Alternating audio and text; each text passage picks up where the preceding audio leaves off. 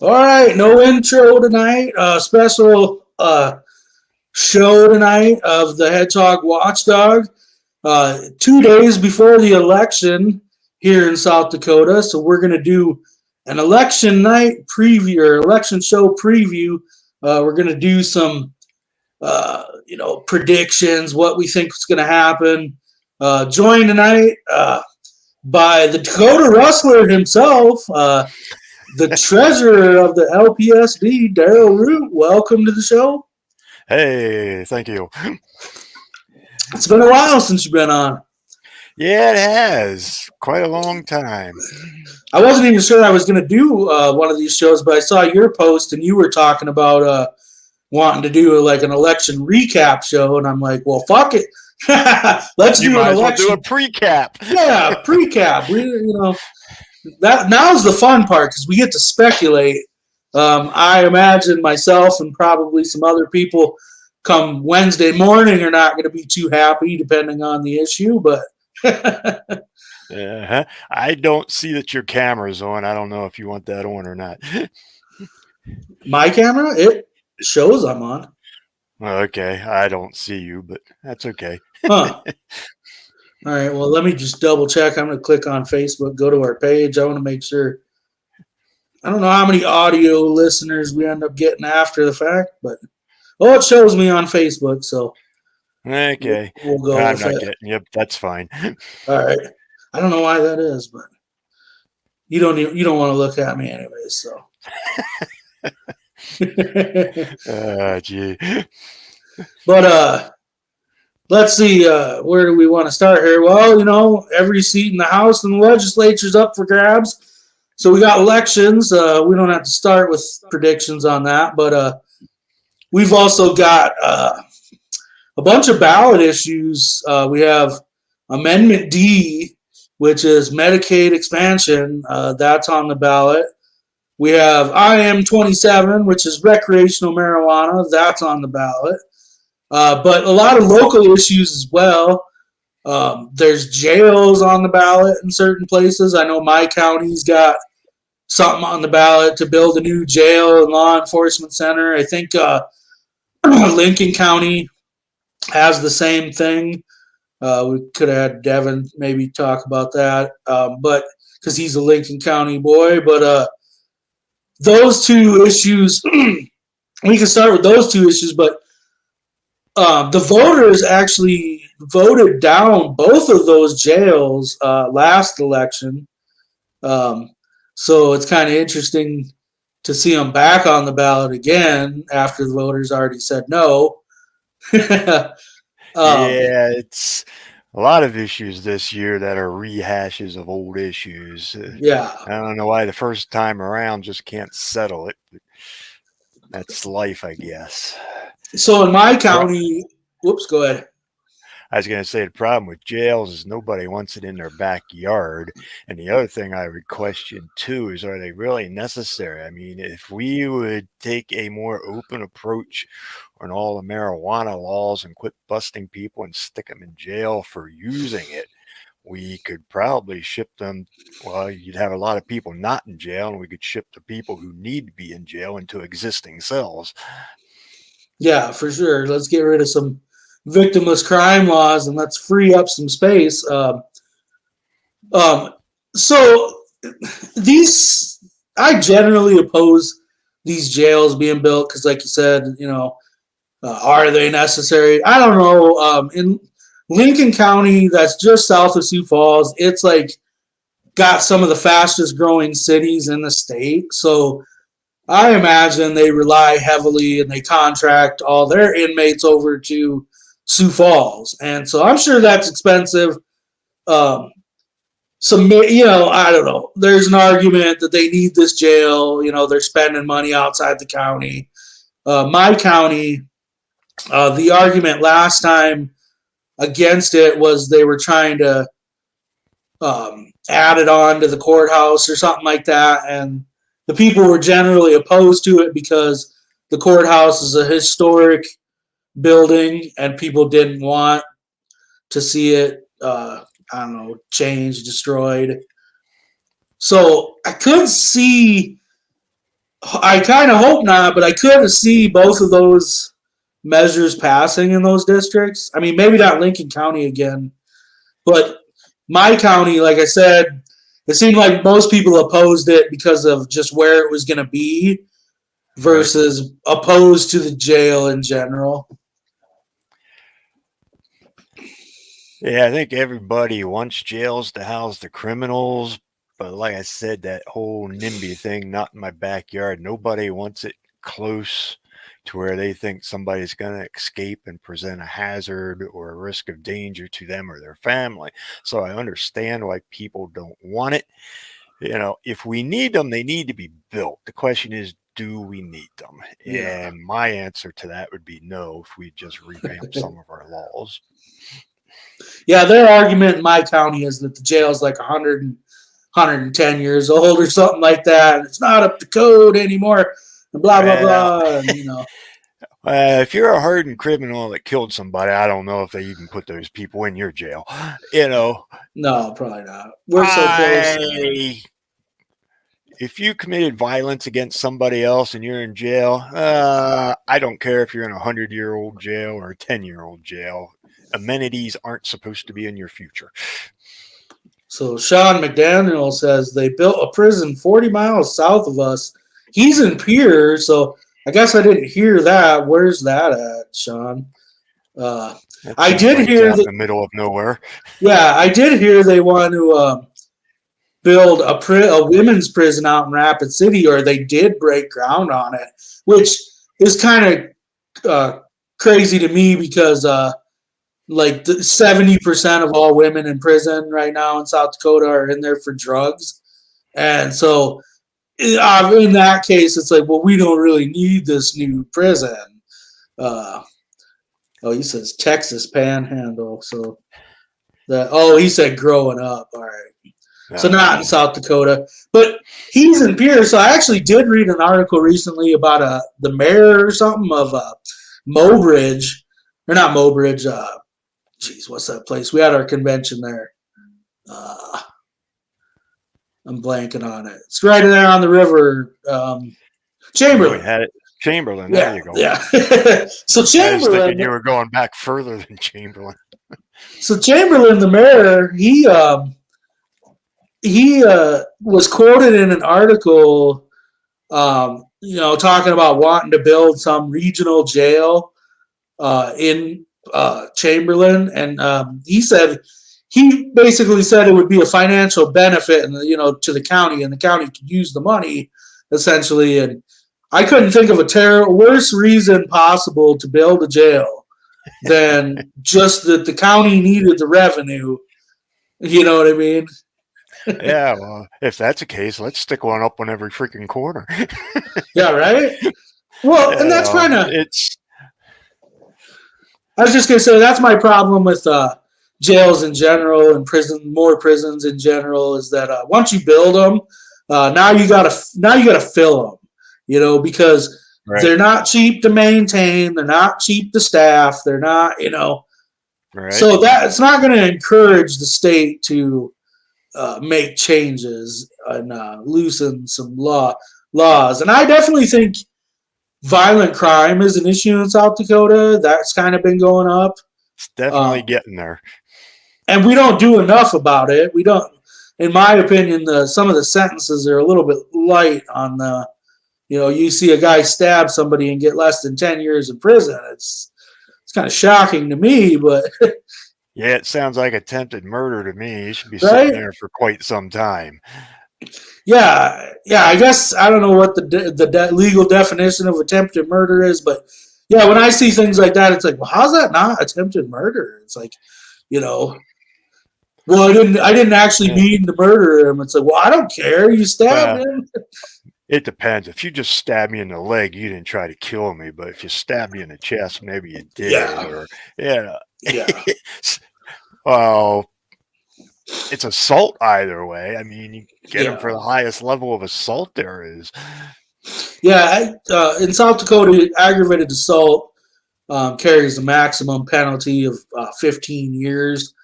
But if it's your first felony, let's say which I guess if your first felony stabbing somebody, holy cow! But they only have to do 50% of that time, so technically they could be out on parole in like 7 years. Right. And a lot of times those judges don't even give them the max sentence. A lot of times it's like 10 years or something like that. And it's like, well, geez, I don't know that 5 years. Well, we got to make room for all the drug users. Yeah. And well, another prediction or whatever might be that they're going to continue locking up marijuana users. Business as usual come Wednesday. Probably. There was another local measure. Lisa was possibly going to pop in. I don't know. It's her kid's birthday, so I don't know if she's going to. I doubt it. Yeah, she was going to talk to us and give us all the reasons not to vote for Amendment D, which is the Medicaid expansion. But she probably won't make it. But I wanted to talk to her. Another local issue on the ballot.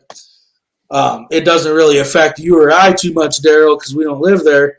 But Sioux Falls has a local ballot initiative. A group is opposing the big, I think is it Holstone or Whetstone? Whole Food? No, not Whole Foods. I think it's Holstone. Holstone sounds right. So they're trying to build a huge meat packing plant. I think it's cattle. I'm not sure.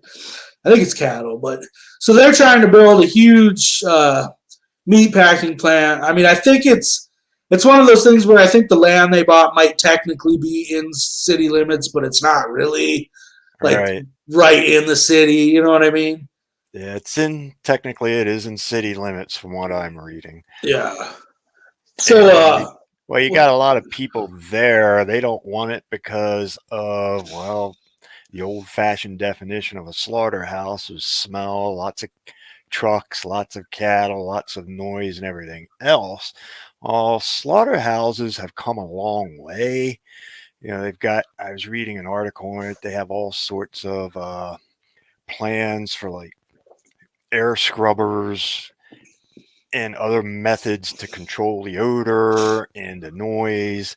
You know, it's going to be a high-tech place. Now, I've never been near one that's high-tech, so I have no idea how much high-tech actually limits all that, you know, but I can see why the citizens are concerned. You know, I wouldn't want one right on the edge of town. Well, it beats John Morale, which is literally downtown for 100 years, and I think that's probably what pollutes the public opinion. Is like I said, you got John Morale. It's been downtown for 100 years. It's right by Falls Park, which is kind of their tourist area. Yep. For a long time, it did stink. I don't really think it stinks that much anymore, but I had somebody ask me that one time because I've been to Falls Park a couple times, and the 2 times that I was there, I never smelled anything. I wouldn't have even known there was a slaughterhouse there if somebody wouldn't have told me. That's just my personal experience. Yeah, it's not like I've spent a whole lot of time down by there, but the few times we've drove even by the plant, it's like I said, I don't really remember it stinking. I suppose with a big cattle yard, you know, if you got 1,000 head of cattle out in the yard, it's gonna stink, no matter what you do. But I did hear some of what you were talking about, you know, modern technology that scrubs kind of scrubs the odor out of the air and stuff like that. I think it's just an interesting ballot measure, just because it's kind of a slippery slope. It's like, well, okay, you could be opposed to this, but what's to stop the citizens from petitioning the government on any business they want? It's just like, well, we don't want your business here. You know, let's say marijuana becomes legal, and they're just like, they petition the government. They're just like, well, we just don't want a dispensary in. I mean, I don't think that would happen, but we don't want a dispensary in Sioux Falls, or I don't know. Take your pick on any other business. Should people get the right to just say, no, your business can't own and operate. Even though you own the land, you bought the land, you kind of should be able to do what you want with it. Your business is legal. There's nothing wrong with your business, but I don't know. Well, the question comes into whether, okay, again, your rights on your own property, in my opinion, are yours. Now, once they extend onto somebody else's property, then you come into the issue. You know, if you've got a slaughterhouse that can contain all those odors and not be going across property lines, yeah, there should be no denying them the ability to have that slaughterhouse. Now, if you're going to have a slaughterhouse and residents can constantly smell that basically every other day, or name your time limit, you know, then it's extending onto their property and they do have a right to be concerned. The whole thing with that was kind of the ordeal with turbines too. You know, a lot of people don't like the turbines going up. Well, it's not on your property. You have no business to say you can't have a turbine, or another person can't have a turbine on their property if it's not affecting you at all. And no, I don't think aesthetics are a official reason not to have one. You know, that turbine's not harming their neighbor. So the same thing here with the stockyard. If it's not affecting their neighbors, they shouldn't be denied. Welcome, Ashley, Lieutenant Governor candidate Ashley Strand's joining us right now. Welcome. You look all dressed up for the Hedgehog Watchdog. I feel honored. I always dress up for you guys. Nice. We haven't covered a whole lot. We were just talking about some local ballot issues that are going on over here. Is there anything out West River, do you know of, that's on specifically like Rapid City ballot or something? Anything you guys are voting on? Not that I know of. No. We got a couple jails on the ballot here, my county and Devens County. We were just talking about they're trying to build a big meat packing plant in Sioux Falls, and the people of Sioux Falls have petitioned and put it on the ballot, put it up for a vote. So we'll have to see if there's going to be this huge meatpacking plant built over here. What else local? Not much local, but now that we got a third person on here, let's do the two ballot measures that everyone gets to vote on. All right. The first one we're gonna cover is Amendment D. It's Medicaid expansion. This is a popular one with public opinion. I mean, they've been having radio ads with, people that survived cancer and talking about how they went bankrupt, and things like that. And so, I don't know, it's effective marketing.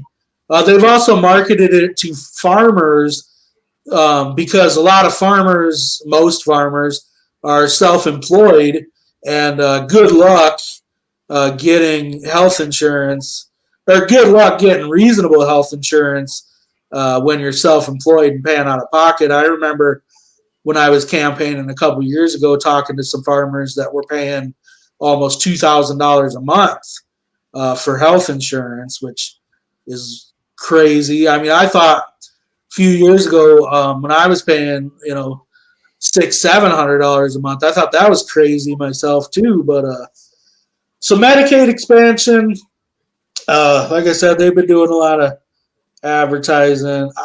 My prediction, personally I'm opposed to it. I suppose the Libertarian stance is we want government out of it. We don't want, you're opening it up to people that are able-bodied.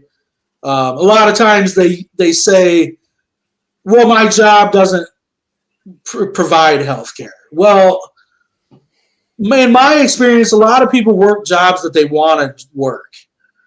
And there are plenty of jobs that provide health care, or at least give you access to reduced employer, paid health care. But a lot of people don't want to do those jobs. They'd rather do those jobs that are 30 hours a week. If you're lucky, they don't give you health care. I don't know. I mean, I don't want to blame it all on them, but but I'm personally opposed to the expansion. I don't know. But I would think my prediction is that it's going to pass. So that's my prediction. We'll go with Dakota Rustler. What do you got? Oh, I think I'm just going to pretty much repeat what you said. Personally, I'm against it. I'm old. I'm a proponent of self-reliability and taking care of yourself. As you said, if your job doesn't have health care, nobody's holding a gun to your head, making you stick to that job. Develop another skill, find another job where they do provide health care, pay for your own if necessary. You're always going to have these cases where somebody gets cancer, doesn't have coverage. I mean, and I feel compassion for them. I certainly don't want to knock them off something they desperately, absolutely need. But on the other hand, whenever there's a handout, and that's just what I'm going to call it. I'm just, whenever there's a handout, you're going to have somebody being less responsible, less self-reliant, because they know it's going to be taken care of by someone else. You can't make people be responsible by constantly enabling them to be irresponsible. But like you, as much as I'm opposed to it, I think it will pass, because when people get an opportunity to vote themselves a gift, they'll vote themselves a gift.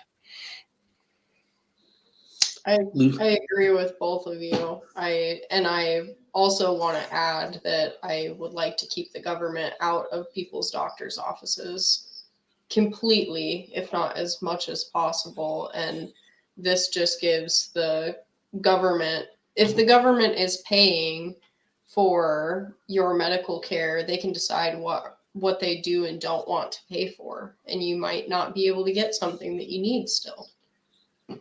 So. And in addition, what government gives away, they can take away. So if all of a sudden they decide they don't like something you're doing, they can threaten to take it away, and voila. Yeah, and we've got become their slave. We've got multiple issues where they talk about red flag laws and stuff. It's like, okay, well now if government's completely in charge of healthcare and things like that, well they've got all your information, and same with a lot of the opponents to medical marijuana and recreational in general.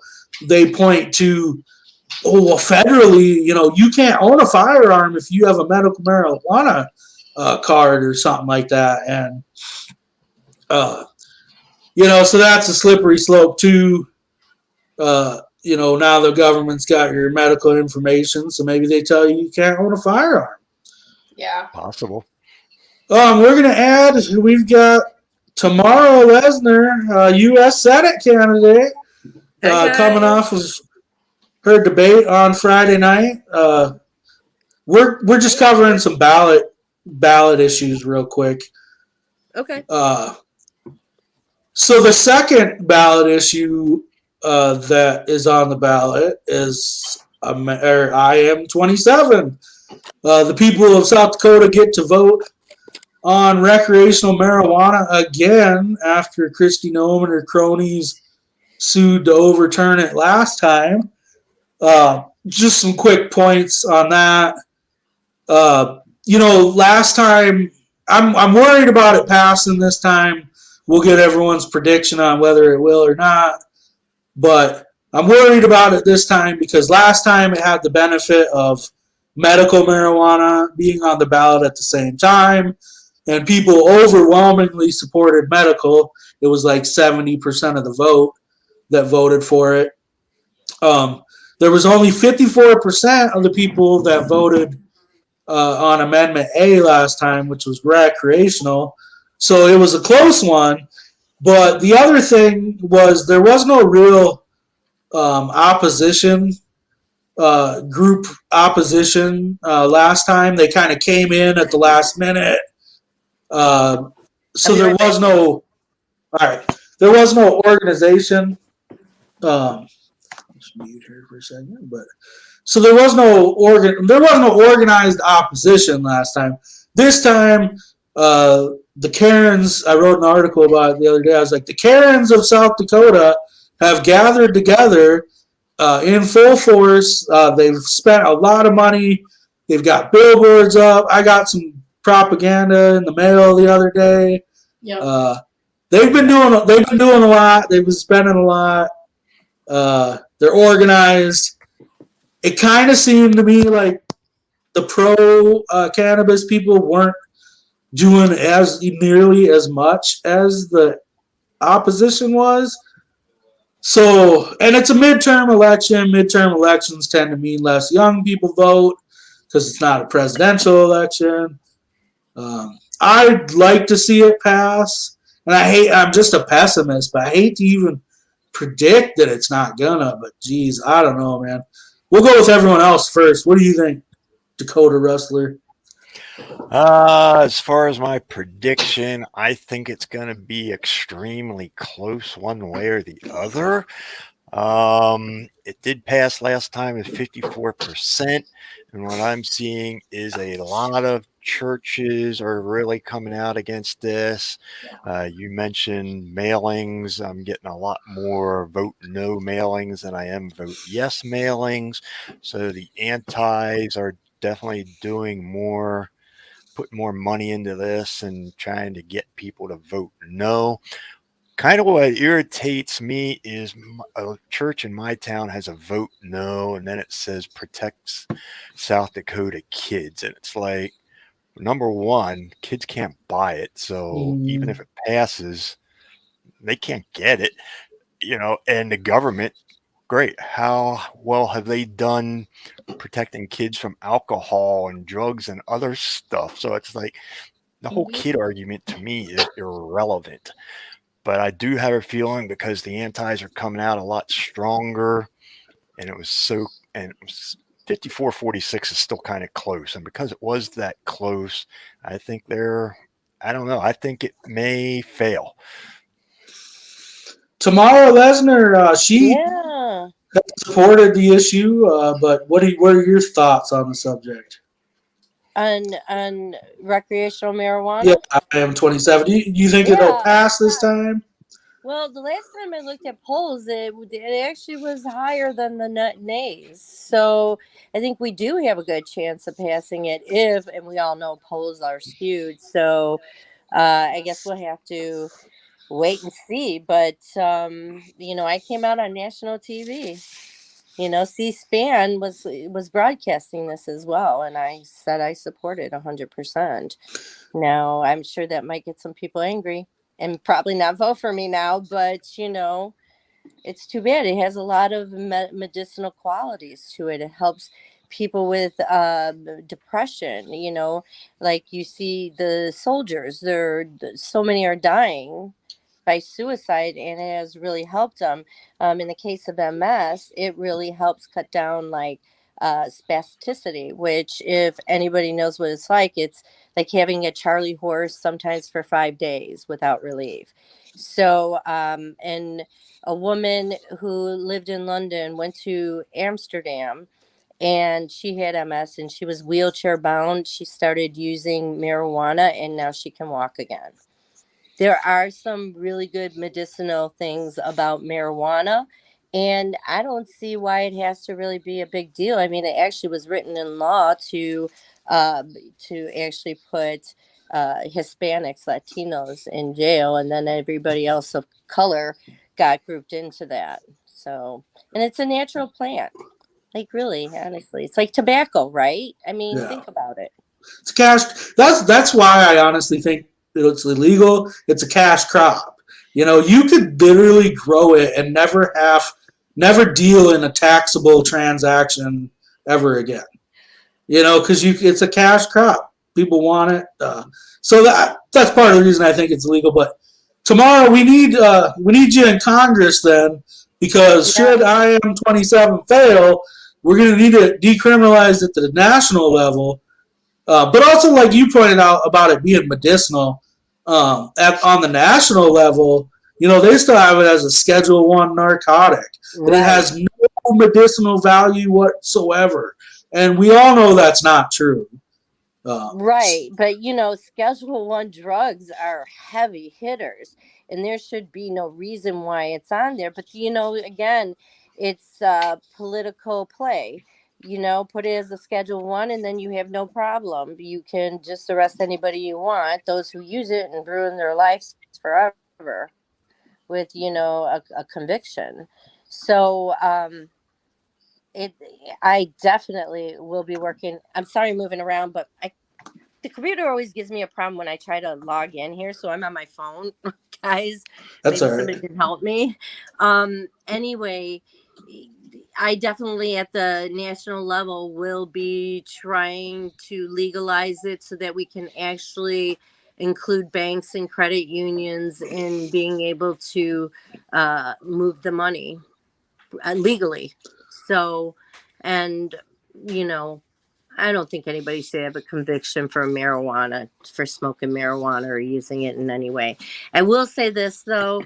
It's really good that at least South Dakota does allow the medicinal. I myself am having a hard time finding somebody who could help me out. It just seems like it's so expensive to do it. Just to get a card, and my physician, they won't do it because of liability issues. So that's the one problem I have. Yeah, there's been some pop-up sign up kind of things they've hired. It's kind of funny because they hired, where there's a will, there's a way, and somebody's going to come up with a business. And so what happened was they hired some outside doctors that got licensed. They don't live in South Dakota necessarily, but they got licensed in South Dakota, and they just keep doing these pop-up clinics because doctors in South Dakota are scared. They're getting apparently bullied by lawmakers here in South Dakota and being told not to write these prescriptions. I was actually going to say that too on election day, try to encourage voters to vote for IM27 just because it's like, well, why do we need recreational? We already have medical marijuana. It's like, well, name another medicine that I have to pay a licensing fee to the government to buy. Right. Or jump through hoops to usually you just go to the doctor and they can prescribe whatever they want, but I don't have to pay a licensing fee to do that. So that's one reason to support it, even if you don't use it. Ashley, what about you? What do you think about IM27? What's your prediction? Is it going to pass?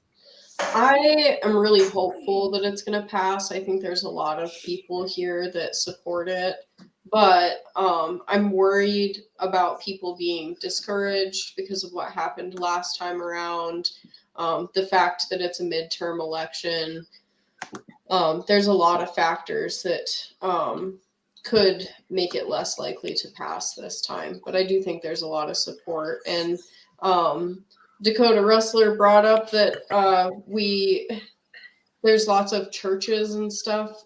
Every church I've passed recently driving around town here in Rapid has one of those no on IM27 signs in front of it. And tax the churches. Yeah. It's time to tax the churches. If they want to weigh in on political issues, it's time to tax them.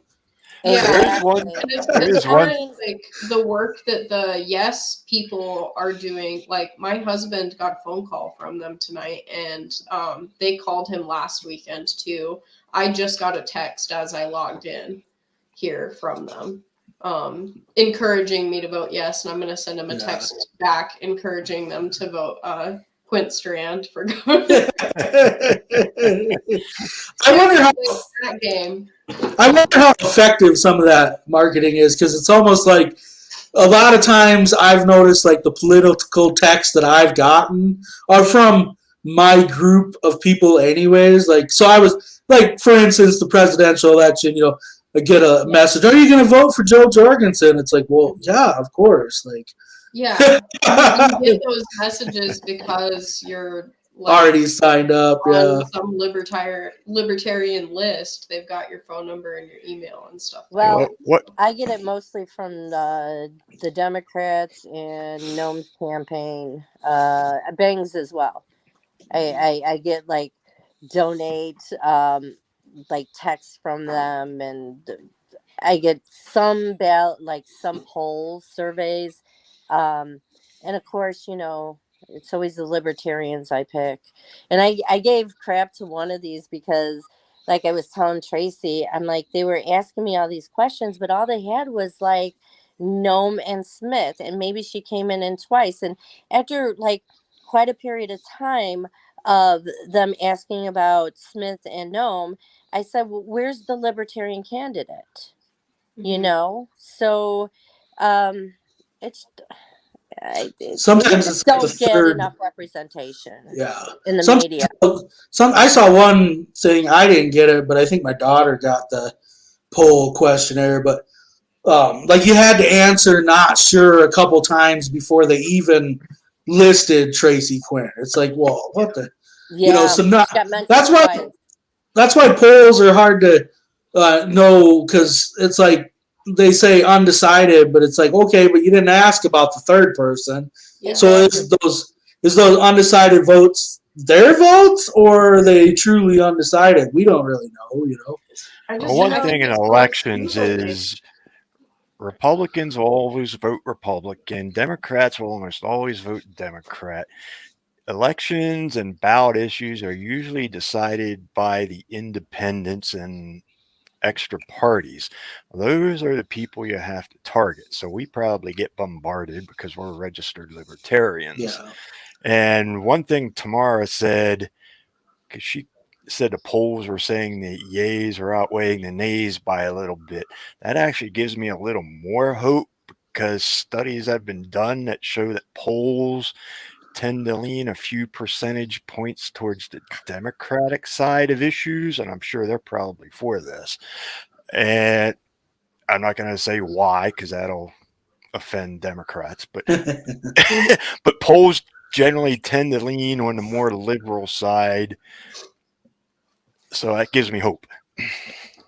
Yeah, it looked really good. It was like 154 plus thousand people that said yes, they want to pass it. And I think below it probably was probably in the 40s, if I remember, saying they didn't want to pass it. So yeah, I have great hope for it. I really do. So I forgot. Daryl, what did you say your prediction was, pass or no? I said it's going to be close one way or the other. I think it's going to be probably about a 2 percentage point difference, and I really didn't call it. No. My gut I think says it. everyone My gut kinda says didn't it call it. should pass. My gut says it should pass, but you never know. Yeah. If I have to be official on this, I'm gonna say yes. All right. I say Ashley, yes. All right. What about you? Yes, no. I'll say yes. I'll speak that into the. All right, I'm gonna go with yes too. You guys lifted my spirits. Now I'm confident. Go this thing, guys. It's unanimous. What was it? Ashley said last time you got to vote hard and vote often, or what was that? Vote early and vote often. Vote early That's and right. vote often. So yeah, Vote I think if we Mail do in and show up in person. You're funny. if we do you that, guys. Come back in a Such wig great with people. a fake ID. And then if you don't get what you want, just say the election was rigged. oh yeah, Exactly. For Right. legal Right. reasons, That's all I'll say. this is all. Actually, See how I'm not saying that now. See how both If I don't sides are win, already the setting that up. That's so funny. we could national. I haven't followed it too much, but so what? The Democrats have both the House and the Senate right now. Any predictions on how that's going to go? Is it typically in all the midterms I've kind of paid attention to?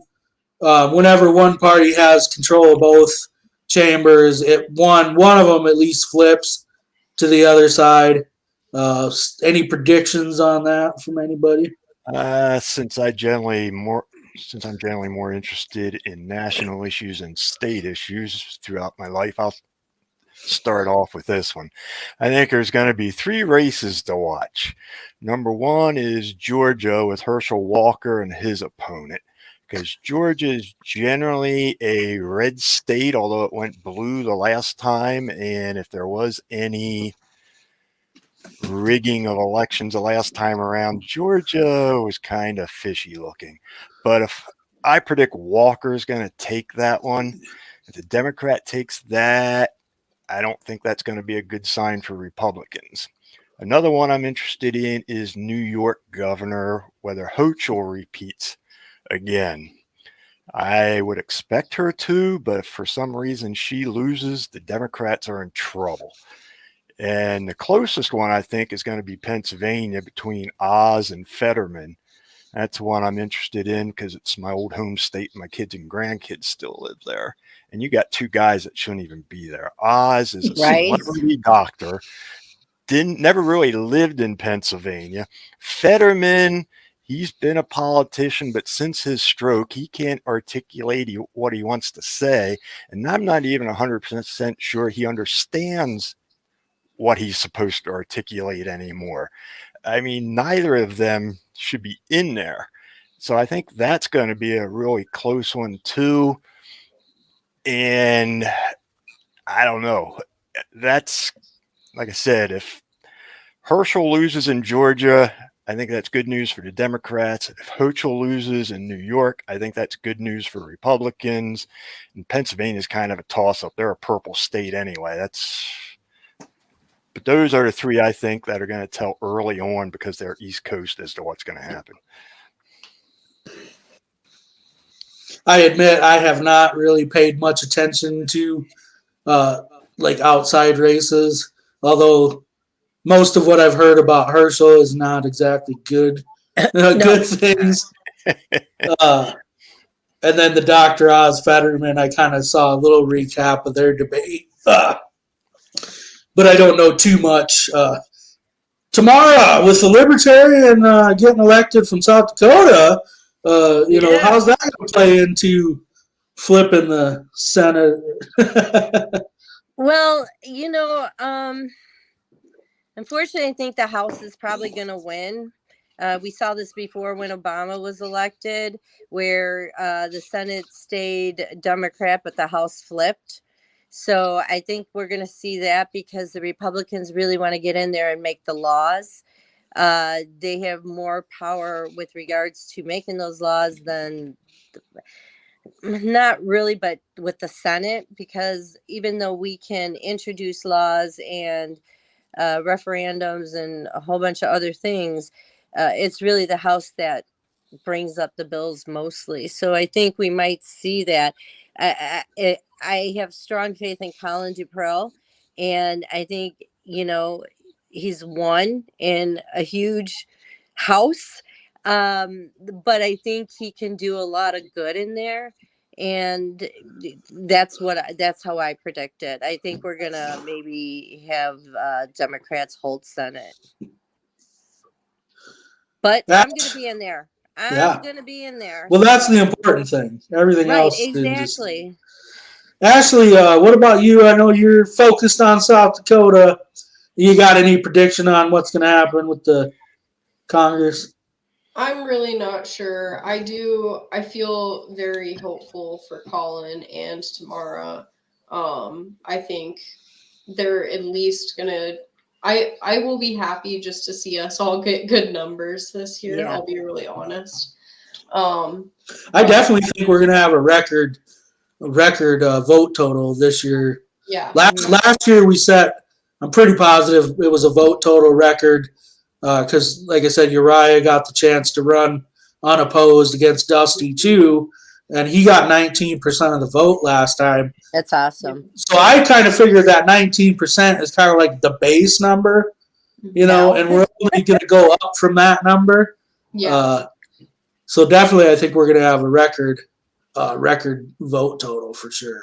And this is the first time in my memory, or I'm aware of too, that we had a governor candidate, a U.S. House candidate, and a Senate candidate, which was actually good, I think, because we got a little bit extra media from the fact that we were in all these debates. We were in, I even had some media asking me if that was the first time we've ever ran, because we typically haven't, at least the time I've been around, we haven't really ran Senate candidates. So this is kind of the first time we've had a Senate candidate in quite a long time. Awesome. How's that work exactly? So they're elected to 6-year terms. So then 2024, there just isn't a Senate election. No, rounds will be up in 2024. Is that 6 years though, or I thought? Well, he won in 2020. He won in 2020. So yeah, I don't think we have one next 26. Time. He will be up in 26. Yes. Yeah, 26. So yeah, I was wondering how that worked. After the debate, the Latino community came up to me and talked to me. You know me. I believe everybody is equal. There is no test for who's an American citizen, who's human, who's not, based on color or culture. And I've reached out to other Latinos in the Watertown area, and the first day I talked to them, the gentleman came back from one of my favorite restaurants and said, "You already got 5 votes." So I definitely think I'm going to get the Latino today. Met up with the Sisseton Wahpeton Sioux Nation to actually support 2 of the candidates who are running for council there. I was able to introduce myself a little bit to them, and I get more support west of the river because I can't get there. This is a huge problem for me. And also, one of the things I'm going to do, no matter what happens in this race, is I'm actually going to set up a group to discuss and work with women of domestic abuse and rape, to give them like the skills to help them protect themselves. I mean, when you live in an urban area like Chicago, you learn a lot of street smarts, and I can help them with that. I can help them build up who they are again, because a lot of women who go through this with domestic violence and rape end up like really not believing in who they are and the strength they actually do have. So I want to work with the community in that way, and missing women is a huge, big issue for me. We deal with it in Chicago a lot, and the police don't care. They just don't care. And women are the number one victims of violence. If you look at the numbers with DOJ and everything, you will see that they are the number one victims. So that's all right. I kind of hate to ask for predictions on people's own races, but we'll start with the governor's race. Kristi Noem, what's his name? What's his face? I can't even remember his name. Jamie Smith, and then Tracy Quint running for office. Like I said, Ashley Strand, lieutenant candidate here, but. Noem and Smith have been going at each other pretty hard. Noem, obviously, I saw a billboard on my way to Sioux Falls today, talking about Jamie Smith is open borders. And it's like, well, when did he become a libertarian? No, but I got 2 anti-Jamie Smith mailers that were in my mailbox today. I didn't even read them. I had a whole stack. They just went right into the garbage the other day. But yeah, so Kristi Noem's been going hard against Jamie Smith. She's even been calling in a bunch of celebrities, so to speak. She had Tulsi Gabbard come in, which that was a real disappointment for me, was to see Tulsi go from leaving the Democratic Party to just, latching on to every Republican candidate she could. I think she even went down and did something for Herschel Walker too. Like I said, that's kind of disappointing for me. I kind of liked her when she was running for president a little bit. I like her anti-war stance for sure, but now she's just out freaking campaigning for Republicans. But then Kristi Noem also had that recently elected Virginia governor, last name's Youngkins or something like that. Youngkins, yeah. He, And it's funny you say that because I actually saw a Twitter post up, and the guy said that South Dakota could keep Youngkin, and I turned around and said, "No, we don't want him here. You keep him." You know. So, and a lot of people love that that tweet that I put out there about that. So yeah, Youngkin. And you know what, Greg? I just want to agree with you on the Tulsi Gabbard, because when she was running for president, there were some things that I was really happy that she was supporting. And yes, I'm also yeah, her takedown of Kamala Harris in one of those debates was like legendary, because on the issue of like marijuana, she called her out for as a prosecutor or whatever in California. Kamala Harris had locked up hundreds of. She even lobbied to keep a man in prison on death row that was innocent, and they knew he was innocent, and she still lobbied to keep him in prison. And so it was beautiful. But another celebrity, this one just announced. I'm hearing a lot of rumblings about it tonight. Supposedly, Donald J. Trump is going to be making a campaign appearance for Nome tomorrow night in Rapid City. Ashley, are you going to crash it? You going to take some strand yard signs and sit in the audience? I don't know what time that event is, but I am working tomorrow, so I probably let me look into that real quick. That sounds like a verifiable sickness you need to take off. I have to attend that train wreck on my behalf, but if you want to. Sorry, boss. I can't come into work today. I'm sick of the Republicans' bullshit. There you go. I tell this real quick story because it still irritates me to this day. Back in 2016, when Gary Johnson was running as the president candidate for the Libertarians, he was coming out to Rapid City to give a big speech. And I went to my boss at the time, and I asked for the day off. It was last minute whenever I heard he was coming to town, so I only had maybe a day or two notice, you know. So I went and asked my boss, did the right thing instead of calling in. Went and asked my boss, I was like, hey, can I have tomorrow or whatever day it was off? I'm like, I want to go out to, he's like, well, why? And I said, well, I want to go out to Rapid City and listen to Gary Johnson give a speech. And he's like, well, why would you want to do that? And I'm like, well, because he's running for president, blah, blah, blah. And he's like, well, he ain't going to win. And anyway, long story short, the asshole didn't give me the day off. And I'll always fucking regret that, because it's like, that's a moment that I'm never going to get back. And like, fuck you, dude. Anyway, but back to, go ahead.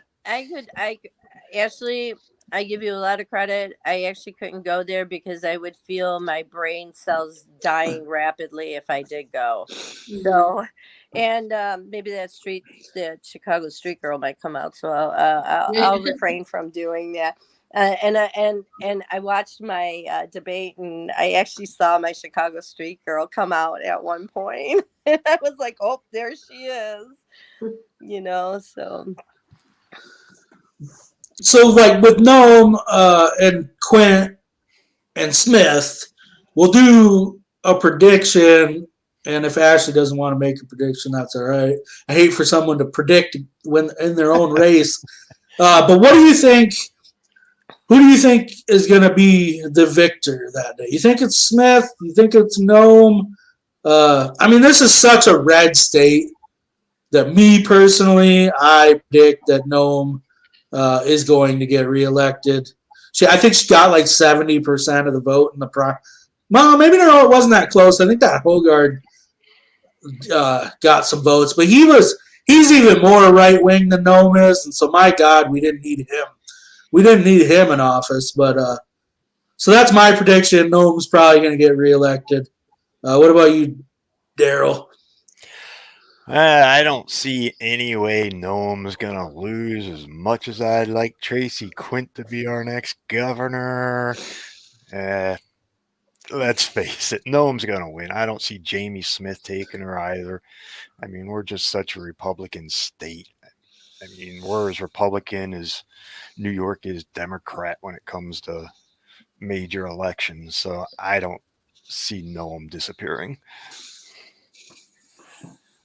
What about you, Tamara? What do you think? Noam coming back? You think Smith's got it? You think the Libertarian long shot is coming in? I want the Libertarians to win, but I think in this race it's going to be hard, simply because we know that our governments like to always be in media about the two-party system. So yes, I am rooting for you and Tracy Ashley, but I've been hearing a lot of talk about Smith. So he may take this. He just may take this, because I go around and talk to people and they're always like, well, I like what Smith said. I like this. I like how he did this. And, I always try to tell people, because even when my dad was talking to me about the debate and Smith, and then Christie coming out and saying that, oh, he said that it's more things to tax.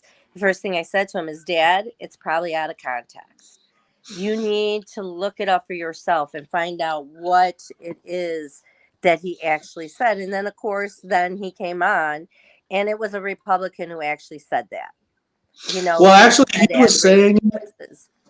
Actually, he was saying it, but it was he was talking about recreational marijuana. Exactly. So it was taken out of context. He wasn't just talking about new things. He was kind of talking about, That's why I always tell people, you know what, just use social media as a reference point. You go look up the information for yourself, because that's the only way you're going to learn. If you just rely on what people say, then you're always going to be ignorant to the facts of things, and then that makes you uneducated when making voting decisions. For me, I feel very lucky, because they didn't see me coming, and that's for sure. So I didn't have to worry about being drugged down into the drain. And we saw that on the debate about how and I pointed it out, you saw those two going back and forth. That's what we're going to get if we put in these same people. You're just going to have the same old, and we're going to, the work's not going to get done, and we're going to be where we are now, and maybe even worse off. So I think, actually, I think I'm going to surprise people. I think the Libertarians are going to surprise a lot of people. I really do. That's what we hope. That's the hope. Mm-hmm. Ashley, what do you think? Like I said, I hate to have you vote against your own candidacy. But do you think Noam? You think Noam's holding on to the seat? I think it's fairly possible. I think that's the most likely thing to happen. I do think at the very least that it's going to be way too close for her comfort. Mm-hmm. I too have been hearing a lot of good things about Jamie Smith. I've gone to quite a few of events that he was also at. And he has great turnouts at the events he goes to. I went to a rally he did here in Rapid, and I was actually kind of surprised to see how many people were there to see. Mm-hmm. I've seen quite a few of his signs and stuff around town. So I think between Jamie Smith and the Quint Strand campaign, we're going to make it close enough that Christie can be a little scared at least. Well, that's what we want. That was the other thing I was going to say. A couple things. At the beginning of the election cycle, I said, no way in hell Jamie Smith has a chance. He's no Billy Sutton, blah, blah, blah. I thought if Billy Sutton had ran again after he got really close last time, that it would have given him a better shot. Yeah. But I'll give Jamie Smith credit. Like you said, he's been out pounding the pavement, holding events everywhere. He's been everywhere. Seems to have quite a big following, and obviously Noam is not as cocky or as sure of her reelection because she spent, I think the last I saw was $4 million so far on this campaign. $4 million, that's insane. For me to think, I think governor makes less than like $200,000 a year. So it's like you spent $4 million to get this office. It's insane. You got to remember, Greg, she's making more money than just the salary that the state taxpayers pay her. She's probably getting paid speaking fees. She's been out Yeah. speaking all over, giving speeches. She's been doing more campaigning almost in other states than she has here. I guess this isn't necessarily a 2022 election. What do you think the chances of her running for president next time are? I'm going to leave you with that because I'm going to run to the bathroom real quick. I think the chances of her making a shot at DC are pretty high, considering how hard she's tried to get on Fox as often as possible. She's been spending a lot of time on national TV, a lot of time going to other states and helping out other candidates, and by doing that also sort of campaigning for herself, gaining a lot of name recognition. She followed Trump around a lost puppy dog. I think she, at the very least, wants a Trump gnome presidential campaign in 2020. Oh, sure. Sure, I agree with you on that. I do think she's gonna run. I think they'll talk her into running. They weren't able to talk her running in against Thune, but personally for me, I think she's been seduced by the money. I think she's been corrupted, and I've never really been a big fan of hers. I call her a box of rocks, and that's simply because she is like a puppet. She doesn't really think these things through, and I did have two things that I did agree with her on. One is, the no taxes on food. I'm about that. No taxes on necessities, which hurt the American people. But it was really a Jamie, and so it's successful from the Democrats, and then try to implement it into their campaigns, and then claim they're the ones who were doing it. So, like, for instance, I did not mean to laugh at John Thune. It just really came out from nowhere. I don't know if you all heard it. I know Greg heard it in the audience, but when he sat there and said he passed the PACT Act, I couldn't help but laugh. I mean, you fought this thing. You did not want to pass it, and then you're going to claim that you passed it? Like, it's just that kind of stuff. And Noam is, she's learning all the dirty tricks of Roger Stone. Well, you can tell she's a Washington politician by the way she debates. Wow, that was quiet.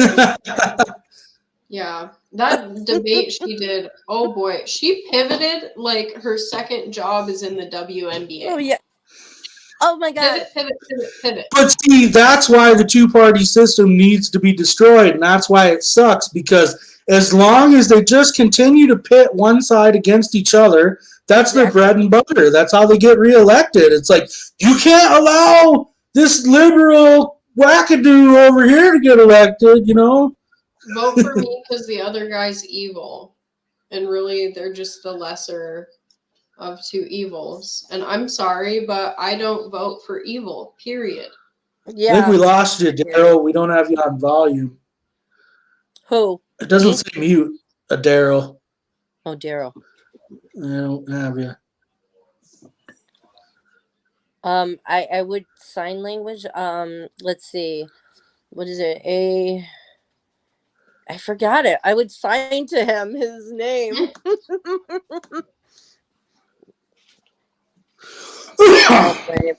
So There we go. I'm back. All right, there we got Daryl back. So yeah, I just God, I can't get this thing right. I just hope that Noam doesn't run. I hope she does not win this race. And I was talking about the other thing that I agree with her on. And I want to preface this with I am totally with the LGBTQ community, but as a woman athlete who did gymnastics for a very long time since I was a kid up into high school, I don't want to compete against a man.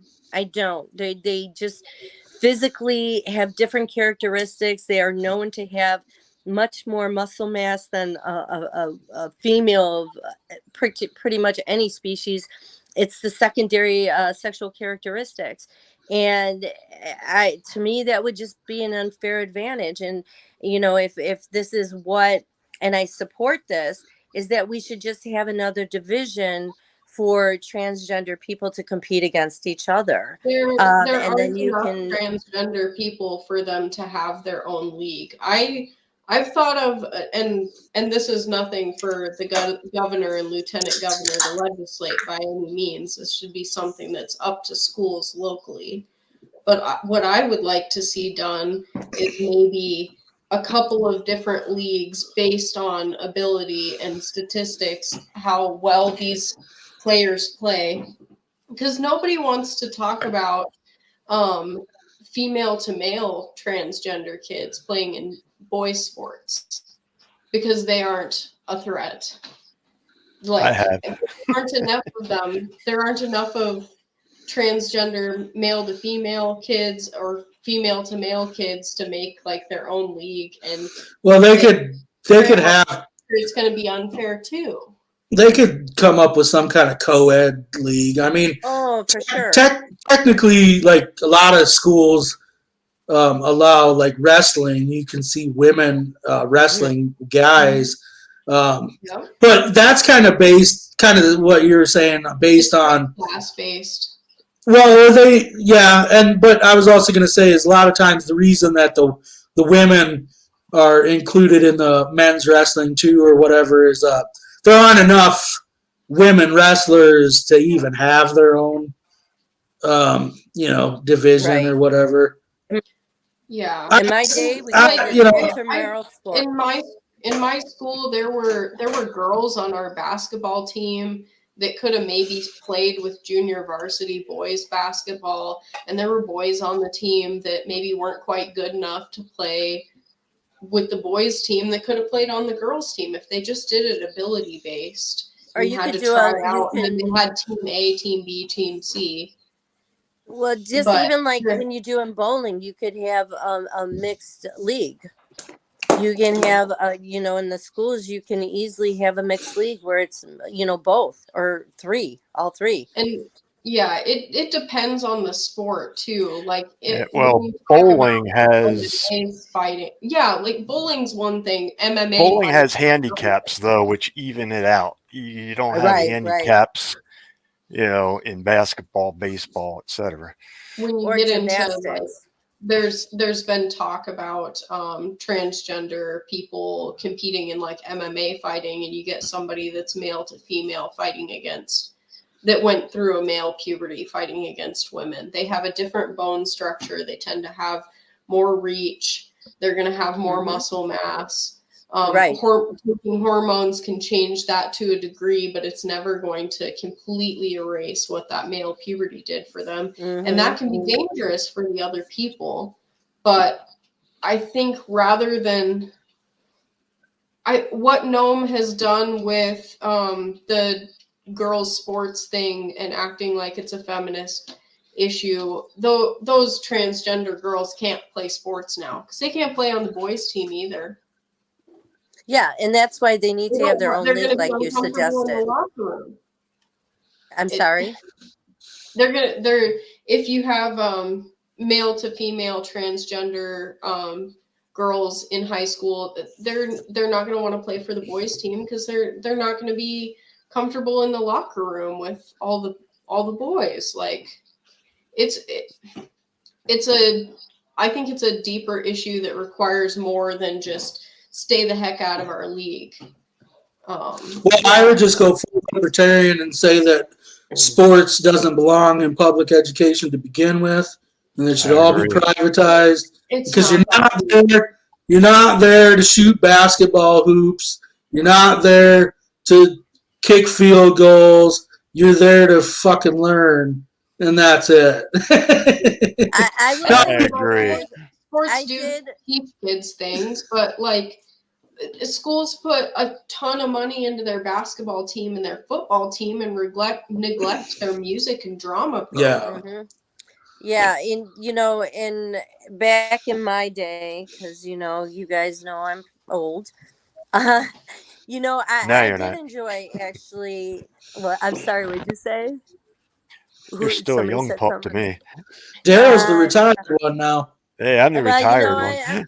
I'm going to be 56 next month, so I'm pretty up there. But in my day, I loved having the sports. I love going to the competition and playing against other schools. But I'm naturally competitive, so I loved competing. I even would compete on the basketball court across the street from my house. I just hated running, so that was a problem.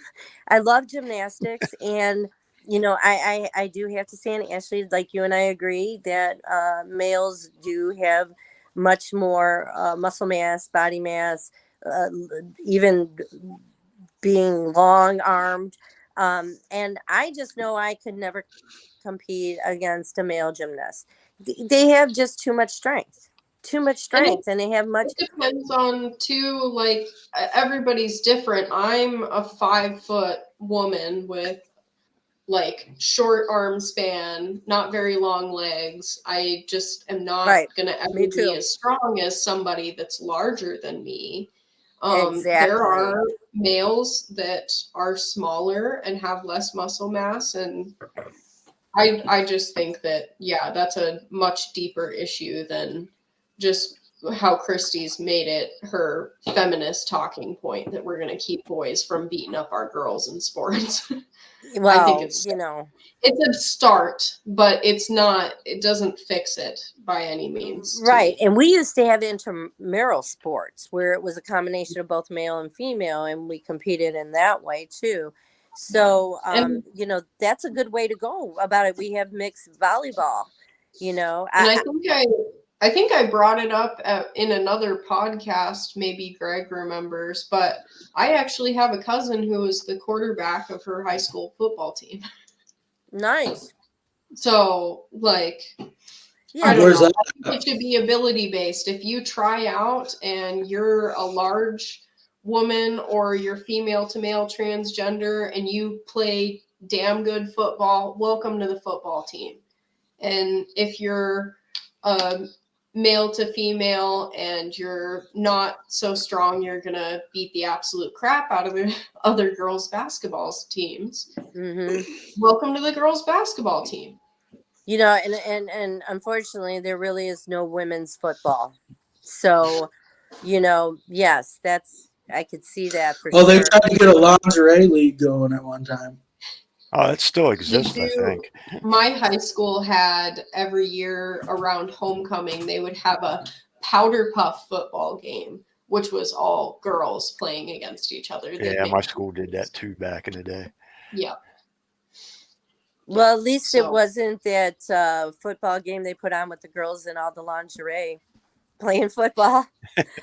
Here's the devil's advocate question. Is it sexist to say girls can play in boys' sports, but boys can't play in girls' sports? I wouldn't call it sexist, but I would say it's not seeing the whole picture. People are so different. People are built different, and And then you Right. got the whole like, I mean, you have girls field hockey, but men don't have a field hockey. But what if that's what they like? I mean, why Yeah. can't they Well, play with then- the girls in I field tried hockey? to join wrestling when I was in elementary school because my brother was getting into wrestling and I thought it sounded like fun, so I wanted to do it. My parents told me I had to ask the coach because there wasn't any other girls on the Hermosa team at the time.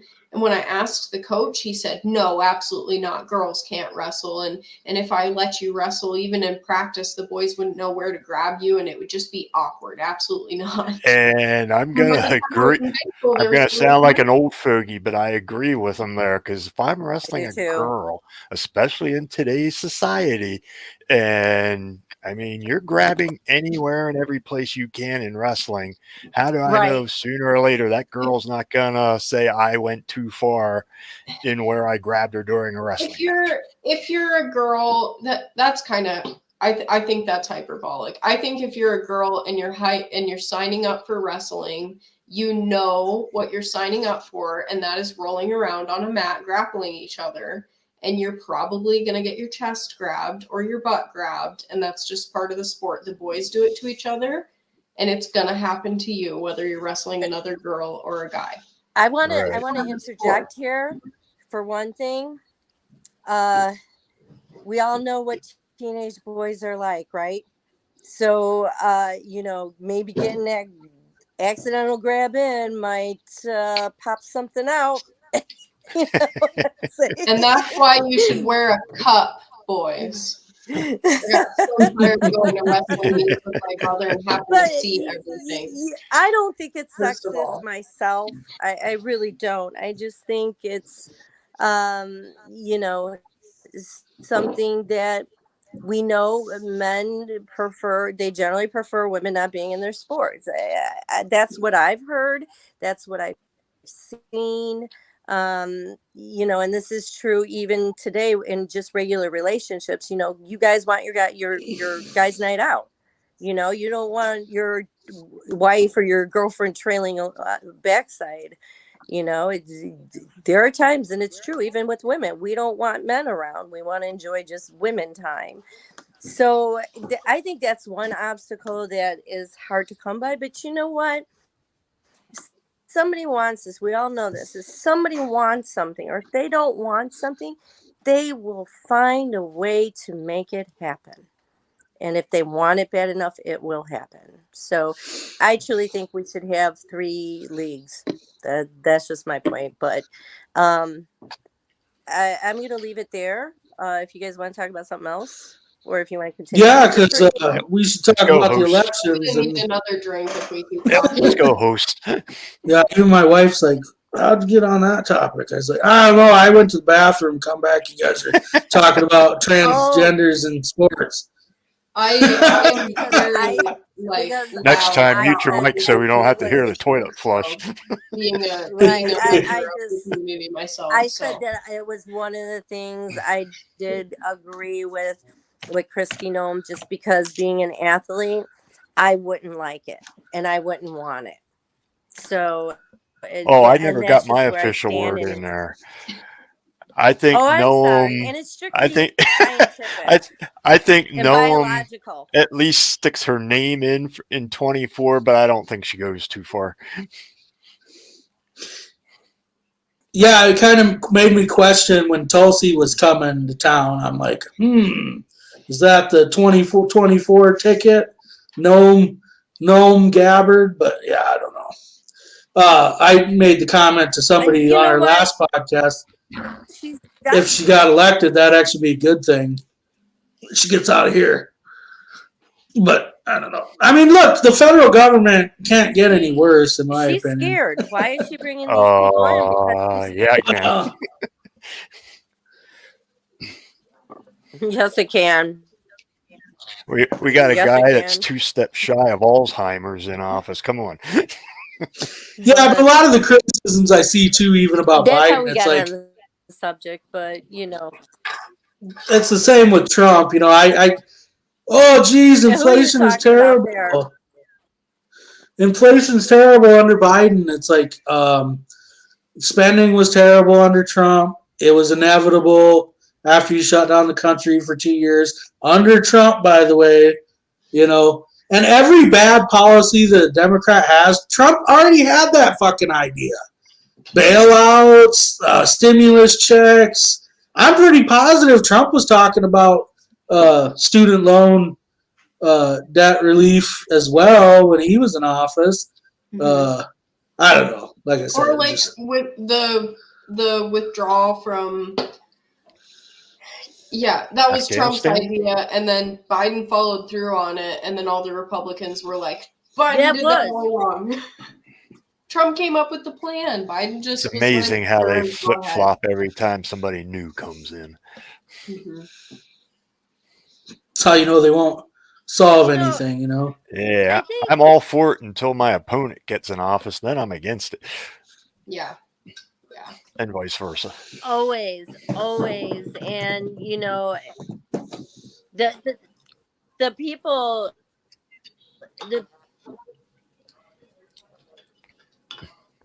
yeah, right. And people don't realize that we inherit the previous legislators' posts. I get in, I'm going to inherit John Thune's mess ups. The same with every president. The president makes a decision, the next president comes in, and it happens every previous president. So, yeah, I agree with you on that. Let's move on to tomorrow's race for U.S. Senate. Let's make some predictions in that. I mean, I'd like to see Tamara beat John Thune, but as we already kind of discussed, it's so red here. And Republicans in the state are partisan. They may say they don't like John Thune, but they tend, when it comes to voting day, I guarantee they're going to overwhelmingly vote that way. Brian Bangs. And then they vote party line. Oh, yeah. Yeah. But Brian Bangs, there was one poll I saw. He wasn't doing all that hot, to be honest with you. I think he was at 28% or something like that. And I think Tamara was at 8% in that one, that same poll. Yeah. I admit I didn't know crap about that Brian Bangs until the debate on Friday night that Tamara had on SDPB. He doesn't seem like too bad of a candidate. I mean, said he was a... No. Go ahead, Greg. I was just going to say, he said he was a lifelong independent and only recently joined the Democrat Party. And Tamara, I think he might be a little bit scared of you and doesn't want to give you any free press, because I got one of his mailers and he's talking about my opponent this, my opponent that, and he only pointed out one opponent. Yeah, and that's all they're going to do. They're not going to bring it in. And I will tell you this. After the candidate series, I met up with, sorry, my dog jumped down. I ended up, Tracy too, because I was meeting with Tracy that day. Bangs was actually waiting outside in the lobby of the studio waiting for me. He wanted to introduce himself to me. He wanted to get to know who I was. I invited him out and Jake for a drink. And since I was meeting Tracy, I asked if that was okay. And we actually all met together, had a really good time.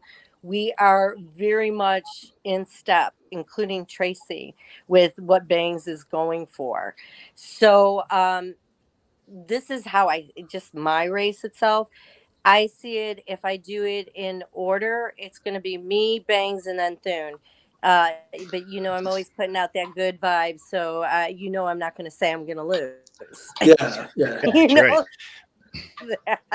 Yeah, for sure. And I will say, I thought you did. So, and it helped. I have to tell you too. Go ahead. Did I cut you off? I didn't say no. She's Go been ahead. cutting out no, quite go a bit. ahead. Yeah. No, I was just gonna say too. Yeah, you're cutting. Can you but I was just gonna. Yeah, you know what? We have bad service here. I'm sorry, guys.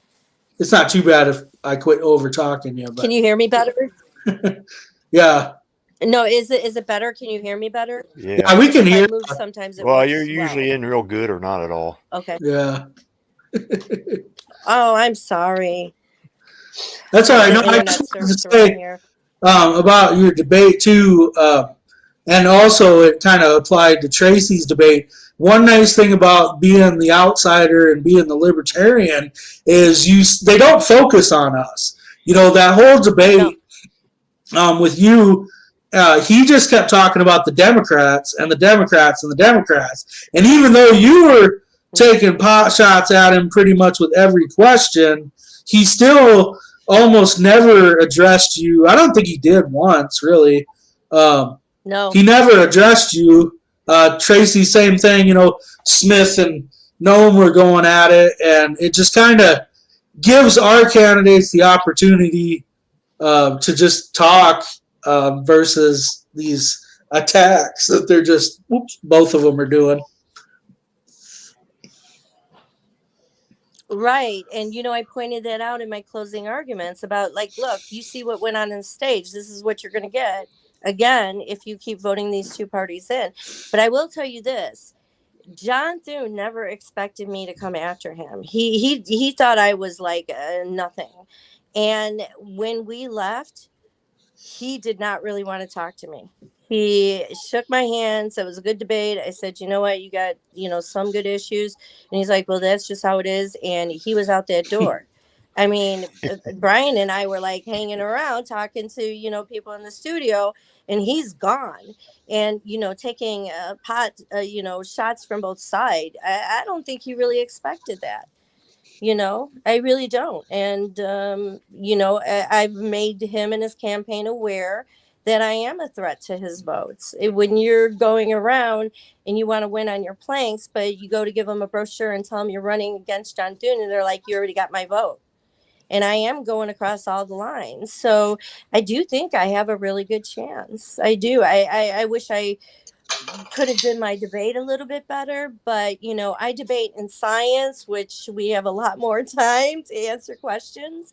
And you never know the way the debate's going to go. You never know how they're going to ask you the questions. And, you know, it takes a life of its own. It really does. Well, that's why I would like to see more than just one debate, too. You know, it's kind of you know, you get one debate. It's like all or nothing, you know, and exactly. Realistically, if a person was able to have 2 or 3 debates, you know, I think it would definitely change the outcome. And also, you know, I wrote a piece on our website, Hedgehog Watchdog, and I kind of blasted. Like, I appreciate SDPB holding the debates. A lot nationally, if you look at a lot of national races, the Libertarian candidate isn't included in those debates. Even in Iowa, Iowa public television did not include their governor candidate, the Libertarian governor candidate, in the debate. And that's public television. Yeah, you got to give South Dakota credit for that, because they have included us in debates when we've been there. And like you said, most other states don't even bother. And I think one reason, well, look at it this way. Our libertarians that run in this state usually do better than libertarians running in other states. And that's because we do get at least some exposure. Yeah. Yeah, I think we do a little bit better here. But so, yeah, I definitely want to give SDPB credit for doing that. And even Dakota News Now earlier in the summer, when they included Tracy Quint in their governor's debate, I kind of feel like Kristi Noem didn't know the Libertarian was going to be in it when she agreed to be in the debate, and then just kind of got sprung on her. Because I could totally, you know, a lot of other states, candidates did that. They refused to compete with the other candidates, you know. And anyway, my only complaint is just that they're so late in the election cycle. It's like the SDPB debates were all in October. Well, middle to late October, and then tomorrow's was on November 4th. And the early voting in South Dakota starts on like the 24th of September. So and there's like 20 to 30% of people that vote early, So in my opinion, those debates need to be held at the very least, in mid-September. They need to be held before early voting begins, because Kelloland really pisses me off because they reached out to us about interviewing our candidates in like August.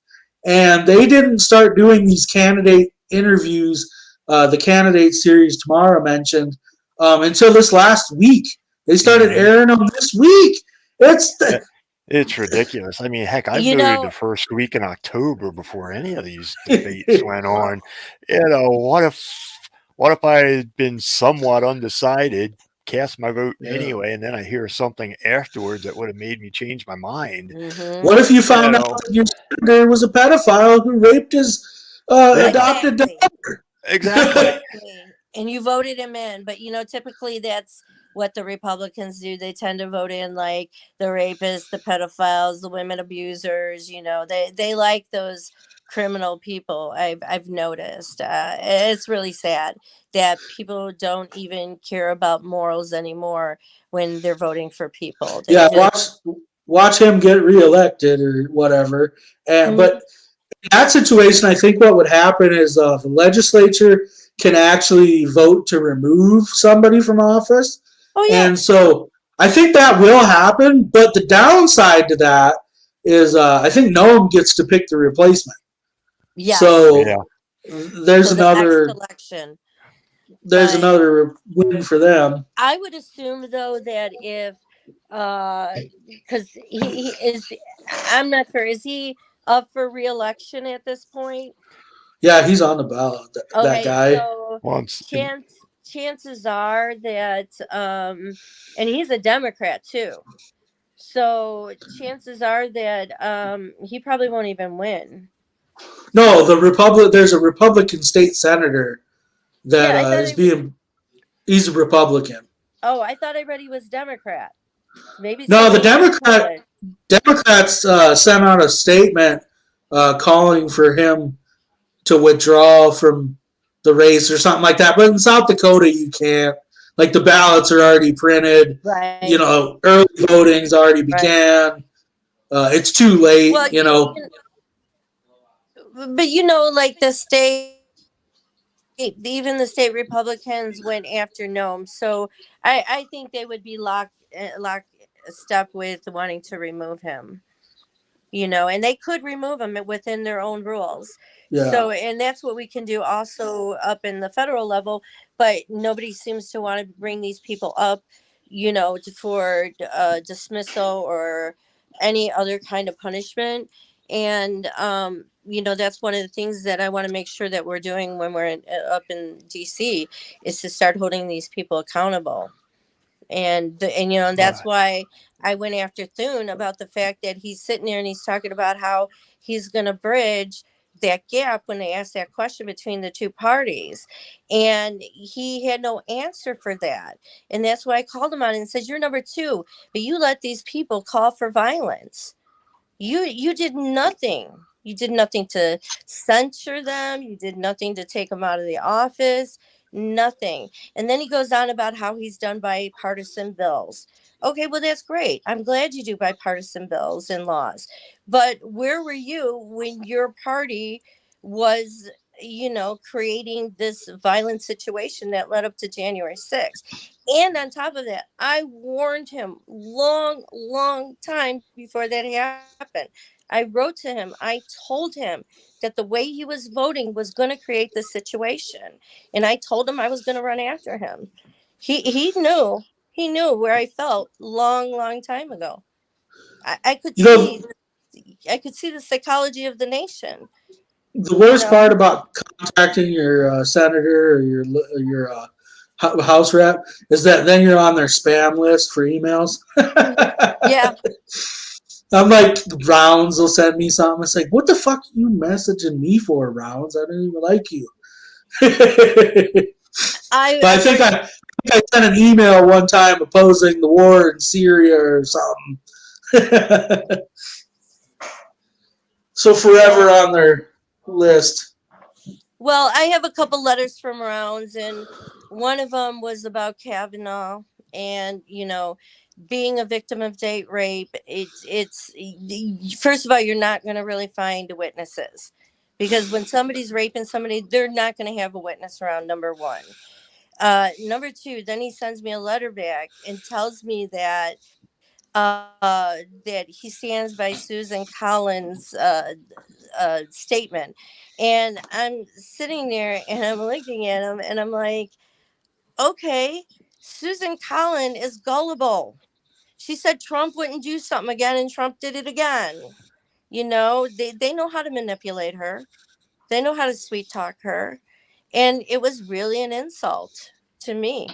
It really was. And it's an insult to all the women who've been raped. So he doesn't really care. None of them care. None of those care about people, even from other states. Not when you're a career politician. Yeah, that Thune said he would agree to term limits as long as it got rid of Nancy Pelosi and Mitch McConnell. I don't remember who the other one was. Chuck Schumer. Yeah, and I just had to laugh at that because it's like, you've been in Congress for freaking 24 fucking years, dude. Like, you've had plenty of time to introduce this term limit bill, but you ain't limiting your own power. And that's one of the arguments people will make for voting for John Thune is that, well, he's number 2 in the U.S. Senate, I mean, they did the same thing with, it didn't work for Daschle eventually, but they did the same thing for him because he was, I think, the Senate minority leader at the time. And, they really bragged about that. Well, we can't get rid of him. Look at how much power and influence he has. He's number 2. With Thune, he's number 2, Yeah, but everybody says he doesn't do anything in that position. I mean, we all I don't think so. In that video, and he's rocking back and forth on January 6th. And what was he doing? Nothing. He wasn't trying to get on with Trump, but, Trump hates him anyway. He wasn't trying to make that stop. He was just sitting there rocking back and forth, and that's what he does. You see him in the pictures. He's just standing there behind everybody, no smile on the face or anything. He's, he's got to go. He really does. Well, it's getting a little bit late, but I got one last statewide race we can talk about. Mm-hmm. We only got 2 choices for that one, but U.S. House Tuesday, Colin Duprell, Libertarian, he's running against Dusty Crusty Johnson, and he's basically a career politician. He's only been in Congress technically 4 years, but before that, I mean, the guy's been in government pretty much his whole lifetime. He was probably chapter president of the student Republican organization 40 years ago. But so Dusty Johnson, I'm not really, he's just like a middle of the road guy. He does some things that you might agree with. He does things you don't agree with. I don't know. I'm not a big fan of him. Colin's been busting his butt, working his ass off, hitting a bunch of events, constantly whipping up votes. One poll the other day had him at, tried to only have him at like 16%, but I know he's doing way better than that. Like I said, our last candidate got 19%. And Colin's been working way harder. Wasn't that poll like somebody said something about it only being done on landline phones? Colin mentioned a poll like that, that it was like ages 50 to 64 on landlines. Who even owns a landline anymore, to be honest? I don't know anybody that has a landline. Even my parents got rid of it a couple of years ago. Yep. And they were one of the last ones holding out just because they had it so long. And you had that number for so long, I use But- my parents' old landline whenever I get asked for a phone number and I don't want to receive calls or texts. Yeah. Disconnected. Sounds smart. Yeah. I still remember their landline numbers, so that is a good idea. You know what? Yeah. With my eidetic memory, I asked my family, I'm like, do you remember where we live? Do you remember our address? Do you remember the phone number? Nobody can answer it. I can. 1504 West Wrightwood Avenue, Chicago, Illinois, 60614 327 1654. Nobody can answer it, but I remember that. It's crazy. It's crazy. So, predictions.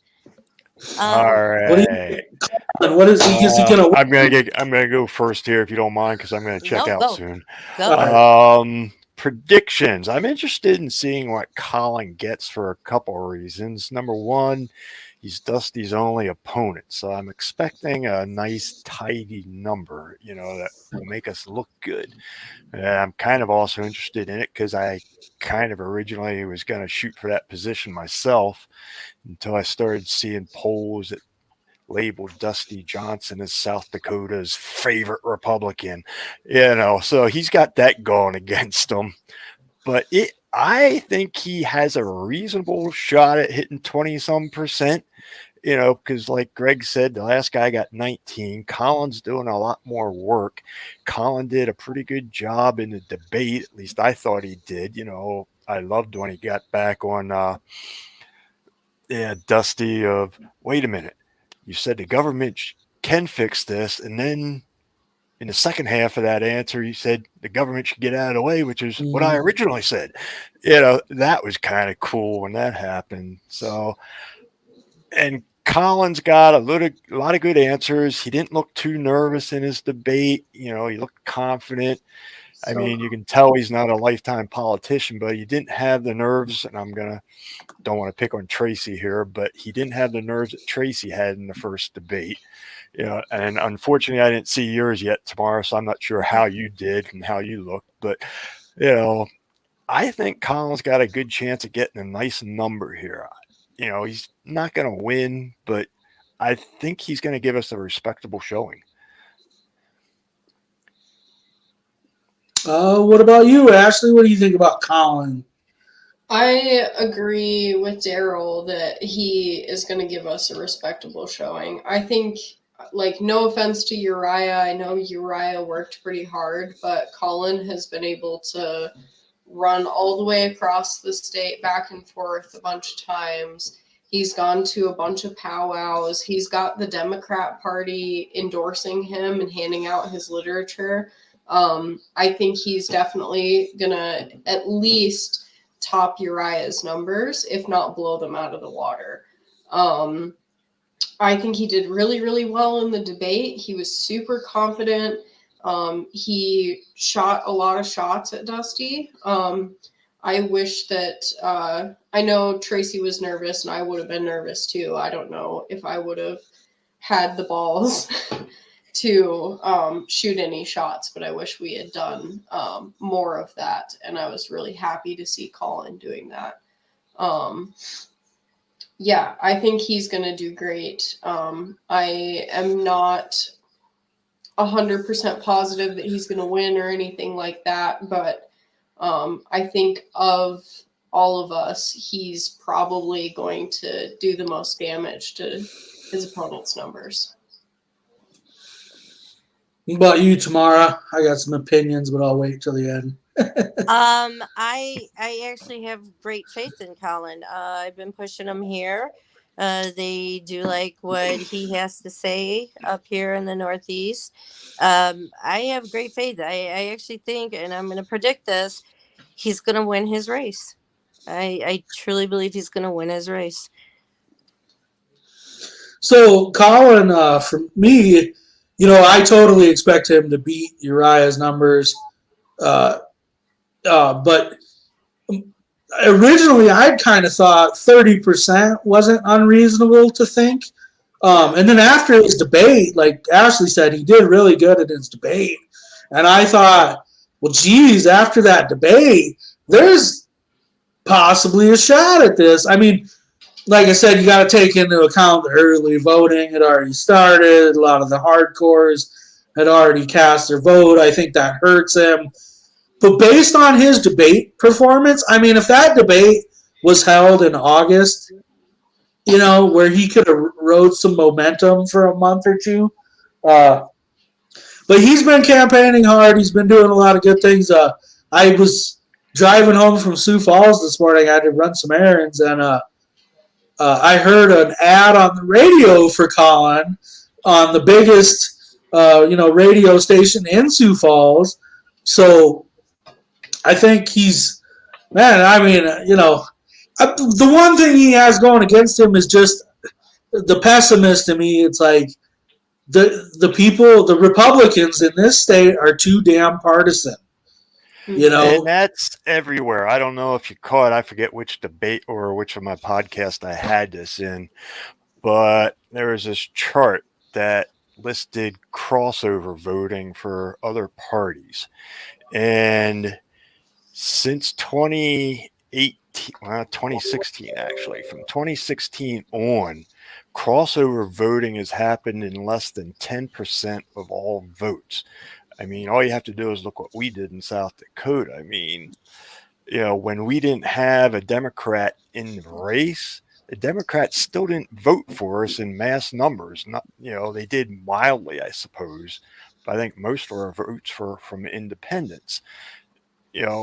And historically, prior to 1920, the country was really partisan. From about 1920 to 2016, that figure was usually somewhere between 20 and 40%. People were willing to cross over, but we've become so divided now in the last several election cycles that nobody wants to cross over anymore. And that's not good if you're a third party candidate. I would love to be more optimistic, but seeing that stat and how it affected us, it's hard to be optimistic because we only draw 18%, 19% in a two-way vote. That's, if the enemy of your enemy should be your friend, so to speak, but it doesn't seem like people want to do that. They're afraid to cross over. So yeah, I think Colin's done something by, like, he spoke at the Democratic convention here in South Dakota, and that helps. At Pride. I was texting him like, hey, can you get your literature to my booth? What the heck? And then I had somebody come up right after I sent that text message that had a piece of Colin's literature in their hand. And I was like, where'd you get that?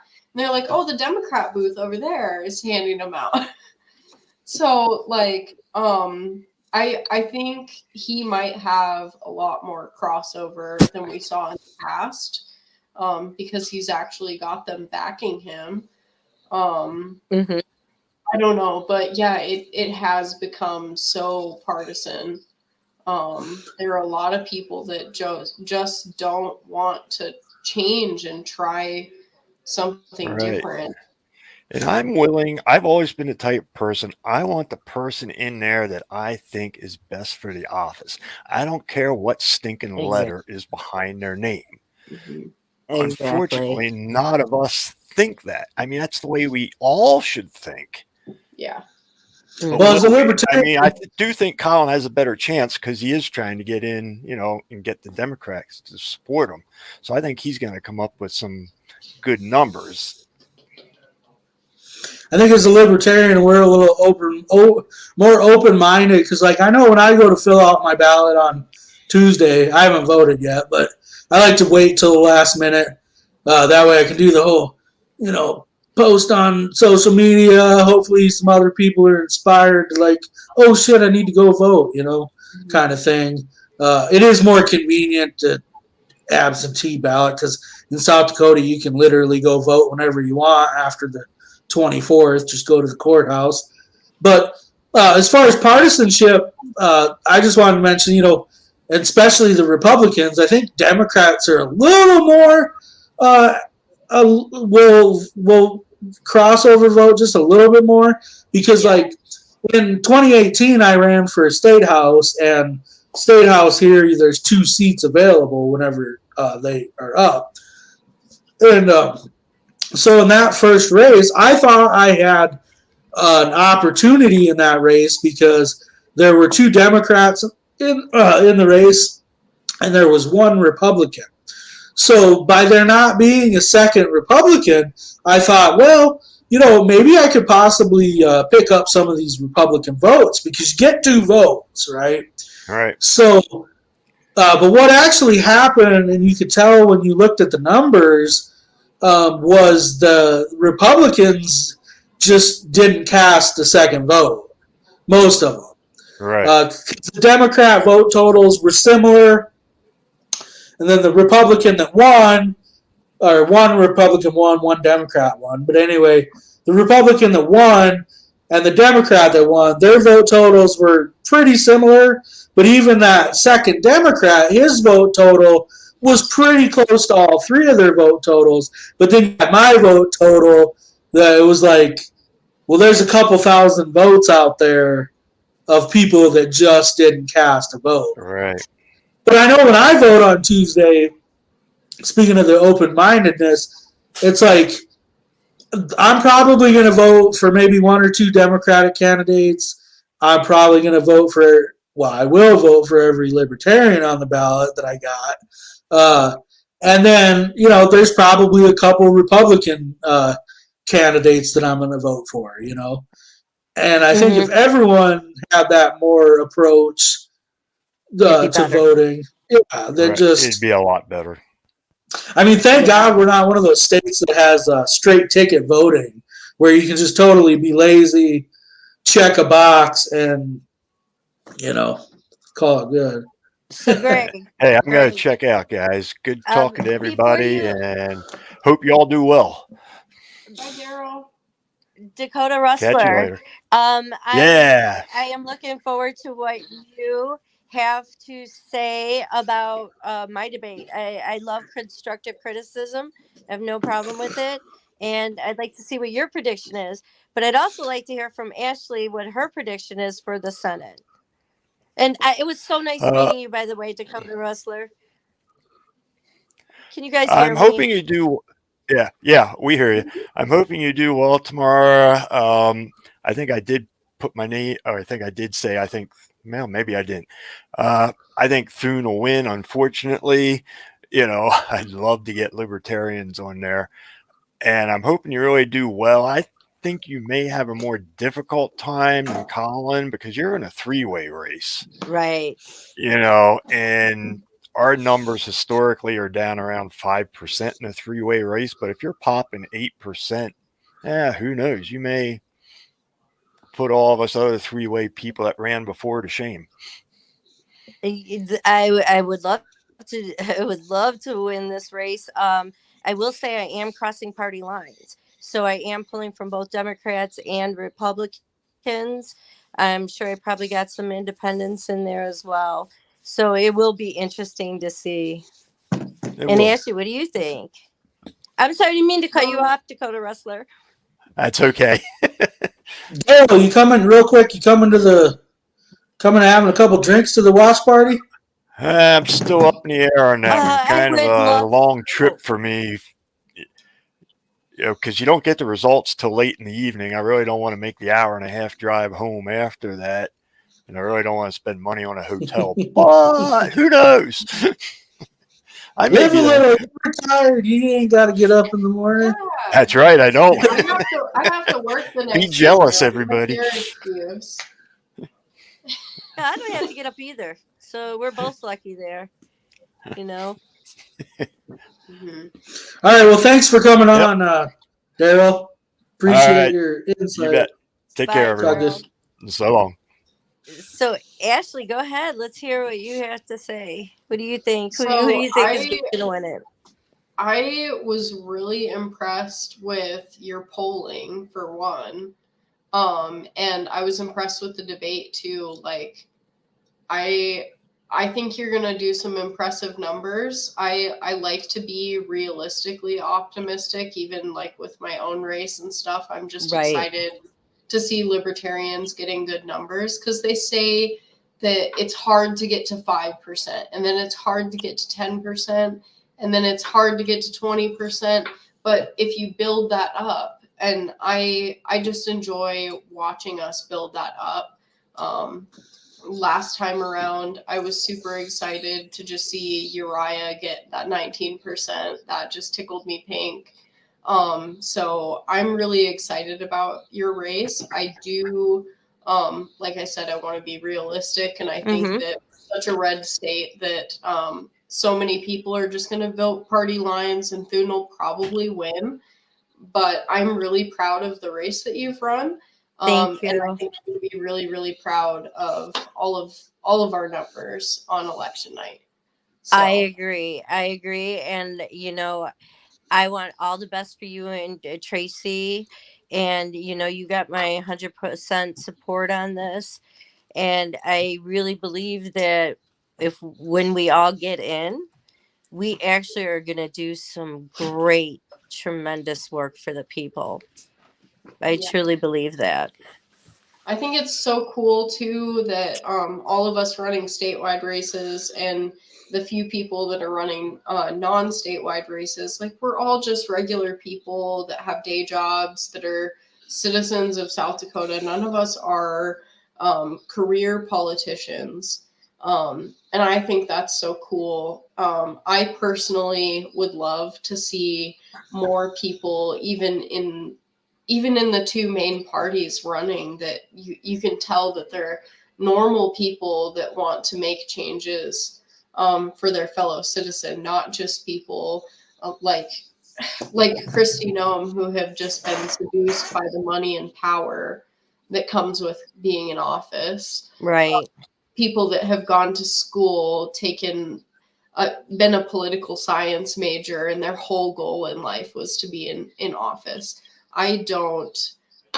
I mentioned in my announcement post when I got nominated that I never thought that I would be running for office. And I definitely, if you would have asked high school me where I thought I would be, 15-year-old me, if you asked where I thought I would be in 10 years, I would not have said running for office. I've never wanted to be a politician, and I think we need more people running who don't necessarily want to be a politician, but they care about what's going on in politics, care about their fellow citizen, and care about making positive changes. Yeah, that's I agree with you 100% on that. I do. And Well, I was going to ask Tamara. Ashley kind of gave dang near a pitch right there, but we're closing in on 2 hours. Maybe do you want a closing statement, so to speak? Make your pitch. Well, I'll write up an article real quick tomorrow on our website about this podcast, so people can tune into it before they vote. yeah, I would.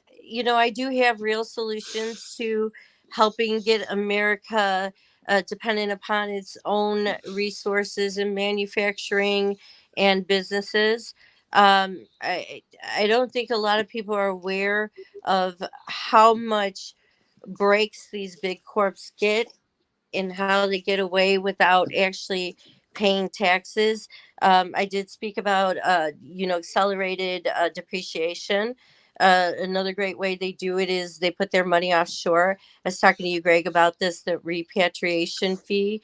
When they put their money offshore, they either pay no taxes in the country they're in, or they pay very little. But then they could go ahead and bring all this money back into the United States and only pay 15.5% tax rate on that money they bring back. And the only way that we're going to be able to do this is, first of all, we're going to have to hike up that rate, make it undesirable to want to put your money offshore. It's like Pavlov's dog, you gotta punish it to get it to do what you want, and then you give them the treat when they do well, and hey, everything's good then. But we really do have to get these big corporations paying their money, because it's our money, our taxpayers' money, that's giving them all these breaks. and they're using our labor. They're taking our dollars. They're making the laws, and somebody really needs to get there and stop that. I do want to point out, because I know this was one issue, Greg, that you did talk about when we were together. No, corporations. I understand small corporations.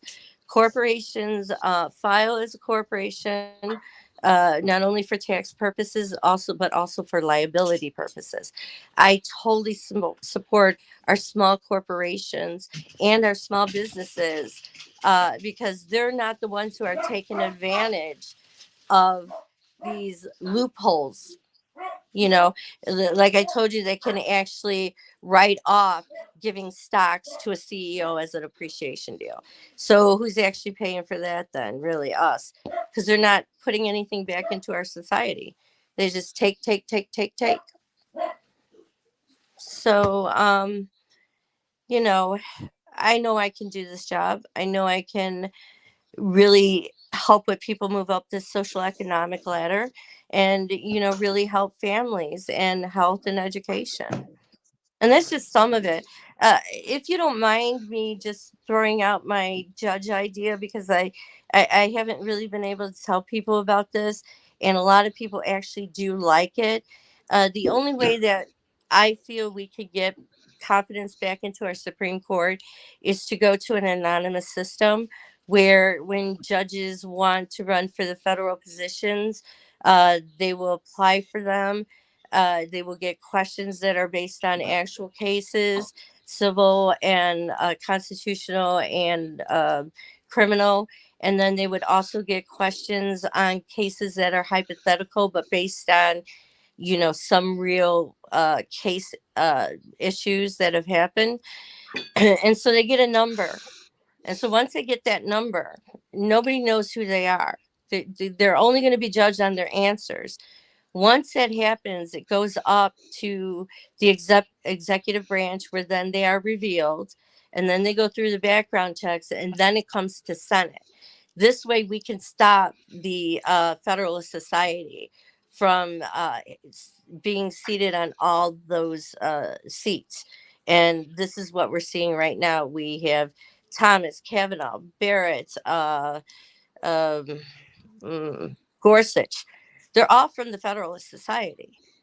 So there's not true representation. And when I do bring that up to people, they actually say, yeah, that would bring me confidence back into the court system. So that's one of the things I want to bring as a bill to the Senate.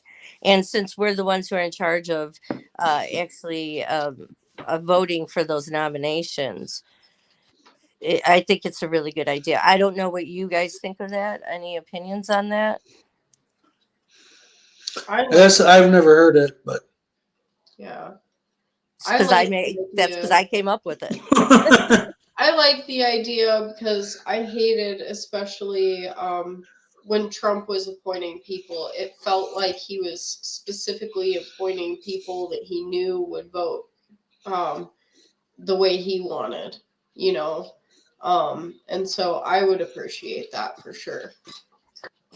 Yeah, I think most of them would, because I don't have confidence in our Supreme Court.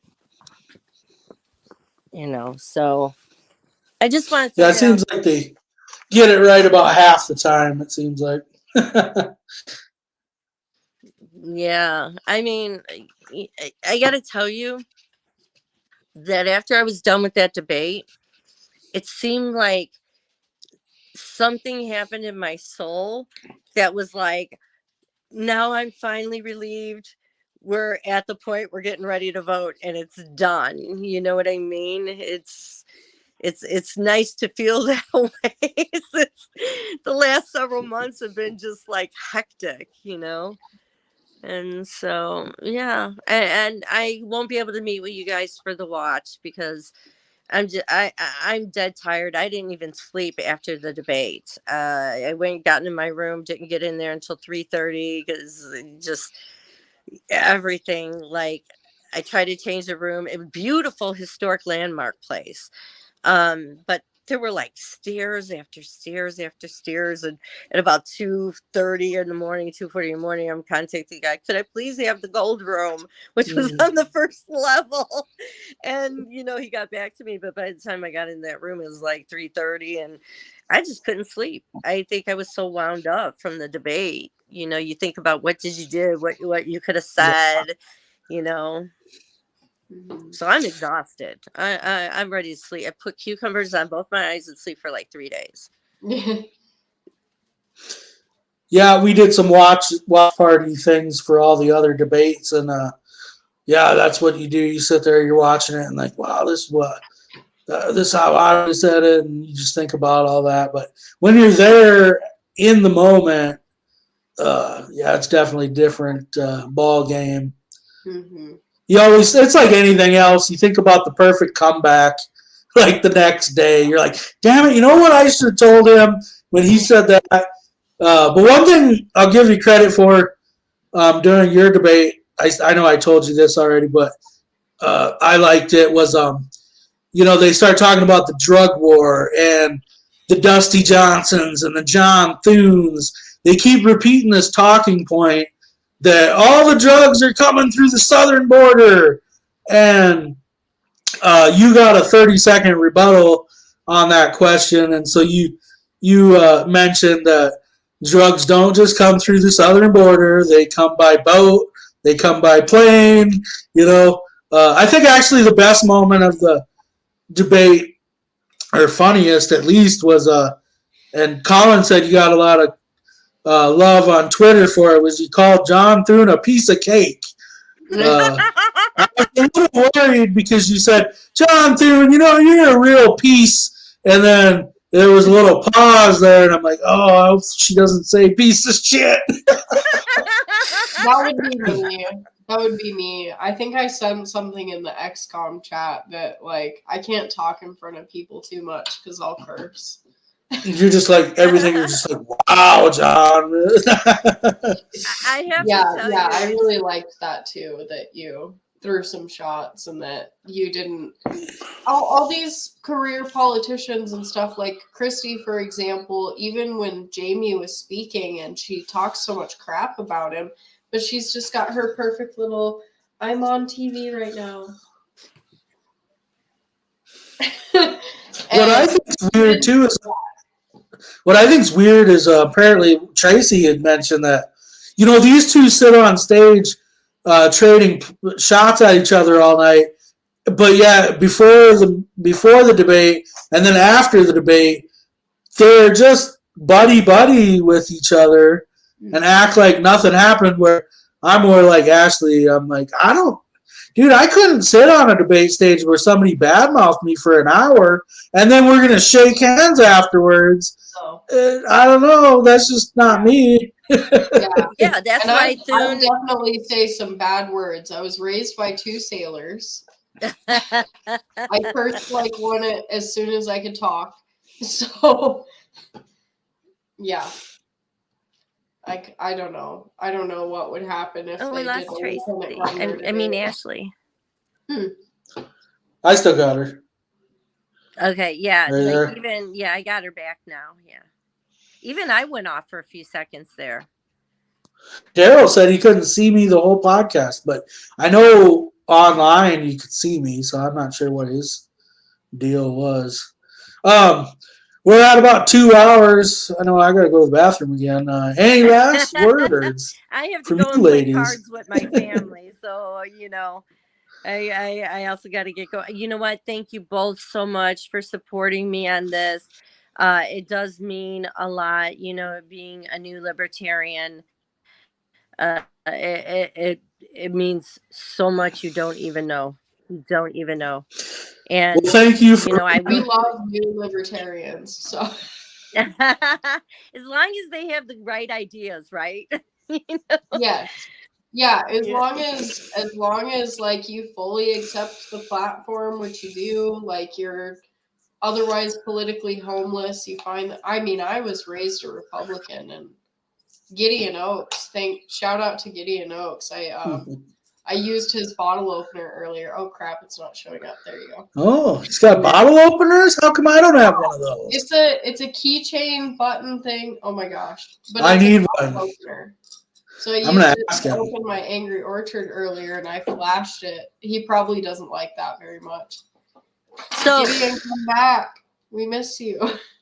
Ashley, I'm almost at the end of my glass here. Let's put a little toast up here for the Libertarian candidates. Oh All right, well, God. good luck. Good luck on Tuesdays. Yes, let's do this. We can do And this. And thank you even both for running. yeah, I'll tell you, it's a brave thing to run. It really is.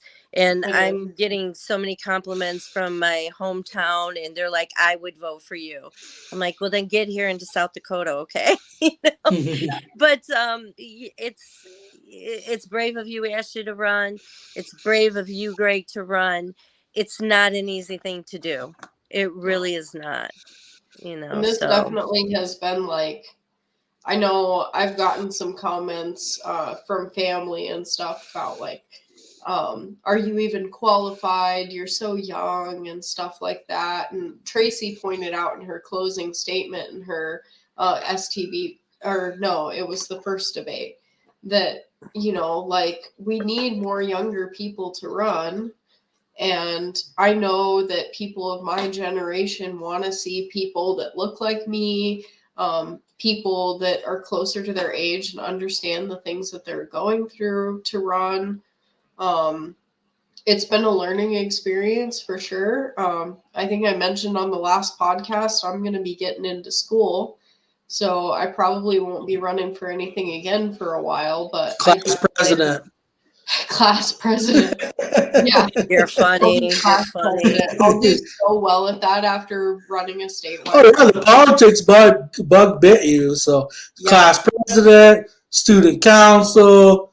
I did run for student council when I was in fifth grade, and I made it. I was the only person who wrote a serious speech. Everybody was like, ice cream at lunch, and you know. Yeah. So I don't know, and I want to shout out to my parents for teaching me growing up that it was important to be involved in your community and be involved in your state and do things that you care about and it's one thing to be a productive citizen, member of society, and work and pay taxes. As much as I hate them, taxation is theft.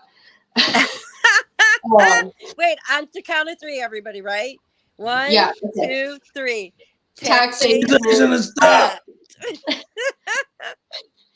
But like it's one thing to do all of those things to be a productive member of society, and it's another thing. I feel like I have always wanted to go above and beyond just being a productive member of society. I want to stand up for my fellow citizen and be a part of lawmaking and politics and stuff. As much dread as it brings me to have to pay attention to all this stuff, it's important. And I got involved in the first place because I told myself I couldn't just sit on my butt and complain all the time. I had to be willing to step up and make the change I wanted to see. So Hell yeah. So yeah, this has been a learning experience at the very least. I had fun when I ran. I mean, have more time, I will run again and way more seriously than this. Yeah, and you know, Ashley, it's very important because you guys are the ones who are going to be making the laws, and you know, we need to be able to move younger generations into politics, and a lot of them don't want to get involved. Yeah, you know, and I'm like, you know, if you don't get involved, then you live with what other laws people make for you. You gotta be active. A lot of people my age that complain about the political climate and what's going on, but not willing to join a party organization, get on the XCOM for the party that they support, volunteer, do the sort of things that can make actual change. They just complain.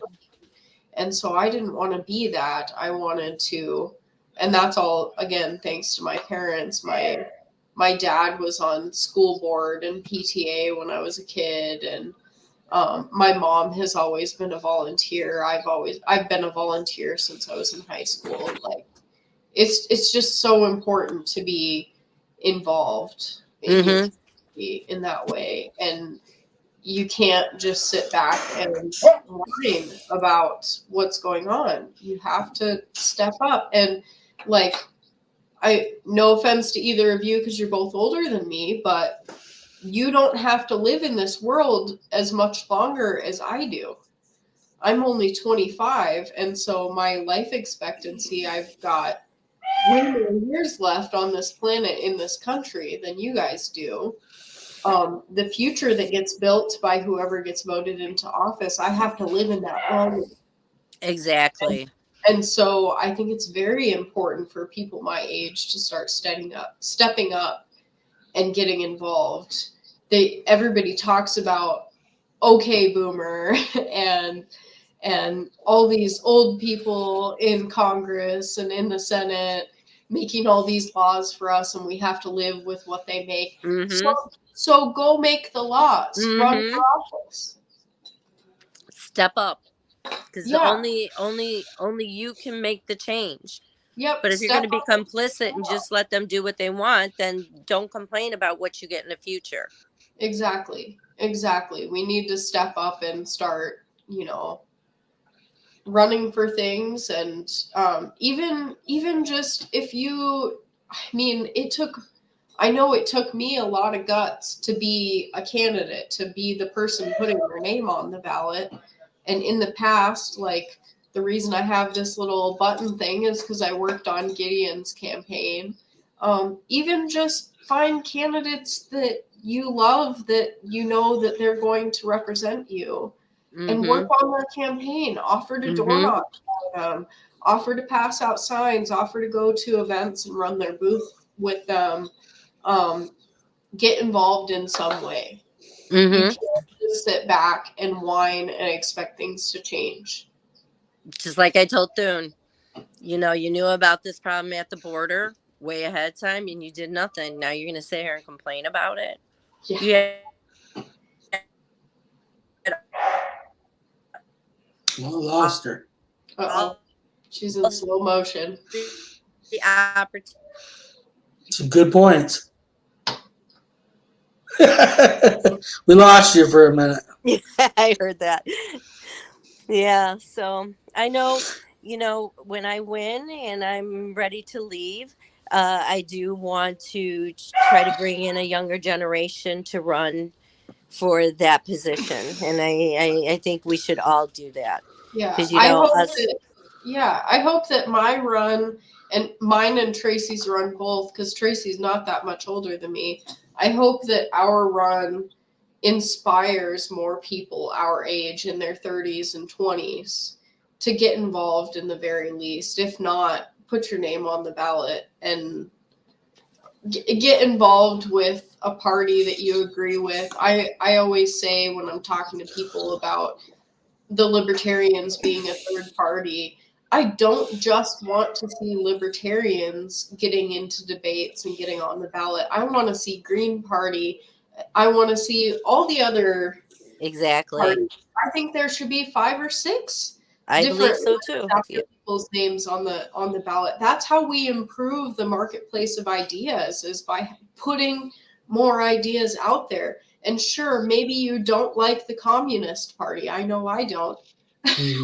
But if they get on that debate stage and talk about their communist ideas and everybody goes, wow, those people are stupid, that helps improve the marketplace of ideas in politics. Exactly. You need to, I'm sorry, but you need to let people on that stage, even if no matter how stupid you think they are. Yeah, I agree with you. The more ideas come around, the more we're going to go, okay, well, maybe the Communist Party has a little bit of a point here, but I would edit it this way to make it more libertarian or make it more Republican, and we're going to have better ideas. And I agree with you, because I always say ideas, good or bad, come from everybody. And so, yeah, I agree with you on that 100%. And, and I've always said too that no one political party system is the answer to everything. And really, honestly, you can take things from every different party that are beneficial and work with them, like, I mean, I think we're an example of that as the Libertarian Party. We're conservative on some things and more liberal on other things. Republicans may agree with us on our support of the Second Amendment and smaller government, as much as they actually don't support smaller government. No, they make it The bigger. Republican Party. And the Democrats, I mean, like, I'm a member of the LGBTQ community. I'm bisexual, and I have been gender questioning in the past. I have come to just decide that I'm female, but I have questioned in the past, and I've been a part of that community for a long time. Democrats can get behind that sort of thing. Can get behind our ideas about the drug war and legalizing cannabis. And I don't know how much they get behind us wanting to legalize more than just cannabis. And if you give them victimless crime, but I don't know. We need more ideas out there, because more ideas and more talking and going, okay, this guy has a point, let's maybe come to a consensus between the two. We're going to get better ideas, and we're going to have a better country. We're going to have better politics. I agree. Wake up, America. Okay. All right. Guys, it has been 2.5 hours, and I think I gotta go visit my family members. Good luck to you, Ashley, Tracy, Colin, and everybody else running for any of the state positions. Good luck to you. Yeah, thank you. I'm looking forward to it. I will tell you for sure, I will not concede until all the votes are in. And if that one is the true winner, if it's not, okay, forget it. I hate putting it out there, but that's when, if those votes aren't there at the end of it, then yes, I recognize the winner. All right. Well, good luck to you both on Tuesday. Right? What's that? Ashley? You'll run again next time. Save all your signs and your literature for next time. Well, it looks like you got 4 years to prepare. So I will say, you're federal, so it's a little different. But well, it's. Oh, geez, we lost her. All right, well, we lost her. Again, did you lose me again? You got God. Yeah, we did. You guys are losing me all the time. Yeah. So, there's always state that I can run for too. Yeah. So, there you go. You said that Wismer wasn't very nice to you. Sounds like you need to challenge her.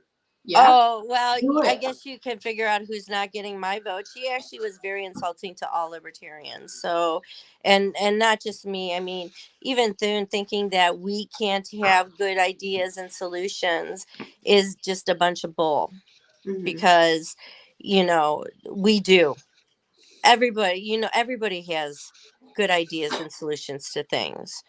And no, you know what? Yeah, I want to steal your votes, Miss Wismer. I want to steal Tamara. your votes. We don't steal votes in the Libertarian Party. Oh, I'm sorry. We earn them just like everybody else. Okay, I'm sorry. I want to take those votes away from you.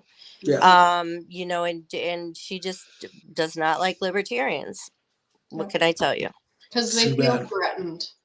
They And they do. should feel threatened because we're coming for you. Well, yeah, and they always use that stupid, oh, well, you're taking away 2 votes from the Democrats. And that's all. Those are the only ones I hear it from. I don't hear it from Republicans. I only hear it from Democrats. And luckily for me, it's only been 2 times. But I guess Tracy has had a lot more of that. I've had a lot more of that, and it's mostly been Republicans and stuff Wow. like that I think are nervous that this governor race is going to get too close, and if we steal too many, because that's what happened. If you look back at the Trump, Biden, Joe Jorgensen race, some of the states where Trump lost, Joe Jorgensen is the difference between Biden and Trump. And so they are upset. They blame, to some degree, some of them do blame us for taking some of those Republican votes from Trump and letting Biden win. And they're afraid we might do that to Noam and let Jamie win. But I just, for the record, for if anybody that's not a libertarian is watching this, if you're a Republican that's watching this, which I hope you are, so that you're an educated voter, I am not in this race to try to steal votes from Kristi Noem so that Jamie Smith can win. I have not gotten a check from the DNC.